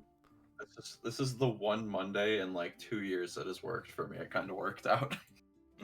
Also, this recap is going to be interesting for whoever wants to do that one. I'm not rolling. Just all role play. It's like all fucking. I guess you could watch back the VOD. Which is good. I'll do the I recap. should have done that. Oh my god, I should have done that. Phoenix offered to do the recap. You didn't do that, book. Nope, I was. You did all that from memory. How the Hold on, fuck? I'll send you something. Hold on. Right, Yeah, we all know he writes 6,000 notes words of- throughout the Yeah. session. So I guarantee he writes notes about exactly what's going on, not just important stuff, just anything in general. Yeah. I kind of want to see that document of your notes, but I also don't want it because it's gonna probably make me very insecure about my own. No, Like it's fine. Just... Your notes are probably more well established than my DM notes. It's just had has- a lot of time on, but He just has a whole library is- in his house. Yeah, this is for like I have everything like sorted by lore, by characters, by places, by loot, Jesus. by everything. Fucking hell. Jesus. Right, well, on Fucking that note, I'm going to go and take my 3-lined notepad. Just go. I wrote What like the 3 fuck? sentences. I'm good. Dude, I there's haven't like written that. any that's- notes, but I made some origami dahlias. That's cool. Ooh. Send A those in the fellow Archie no stuff. noter. Send pictures of those in the Archie stuff. Oh, okay. Right, I hope you guys. enjoyed playing as well, Phoenix. I did. More- It was definitely better this week to not spend like the whole like half of the session. Not just spend an hour in Yeah. total involved. darkness. Oh yeah, and then not realizing I couldn't like even see the stuff that you guys could see. Yeah, sorry. I tried to get you in sooner, but I was but no, yeah. I think you enjoyed playing this session, so Yes, That's good. I did indeed. I'm happy. Out of curiosity, what race Alright. is Kotan? I think he's just human. I might have to make an exception. Right, guys. It doesn't actually specify on his character sheet. I'll have Make him to a look into it, hobgoblin, but I'm- please. No, he's not a hobgoblin. That I'm sure. But he is. I think he's probably human. Pretty sure he's human. But I'll check it. Right, well, anyway, guys, see you next. See ya. See you in See 2 you. weeks. Bye. Bye. Oh yeah, 2 weeks. Fuck. Bye bye. Right, that's it. Thank you for joining. Control Alt Win. Thank you for the follow. Although looking at when your account was created, pretty sure you're not a real account. But thank you. We'll be back tomorrow to play some more Atomfall. And as always, have a good one.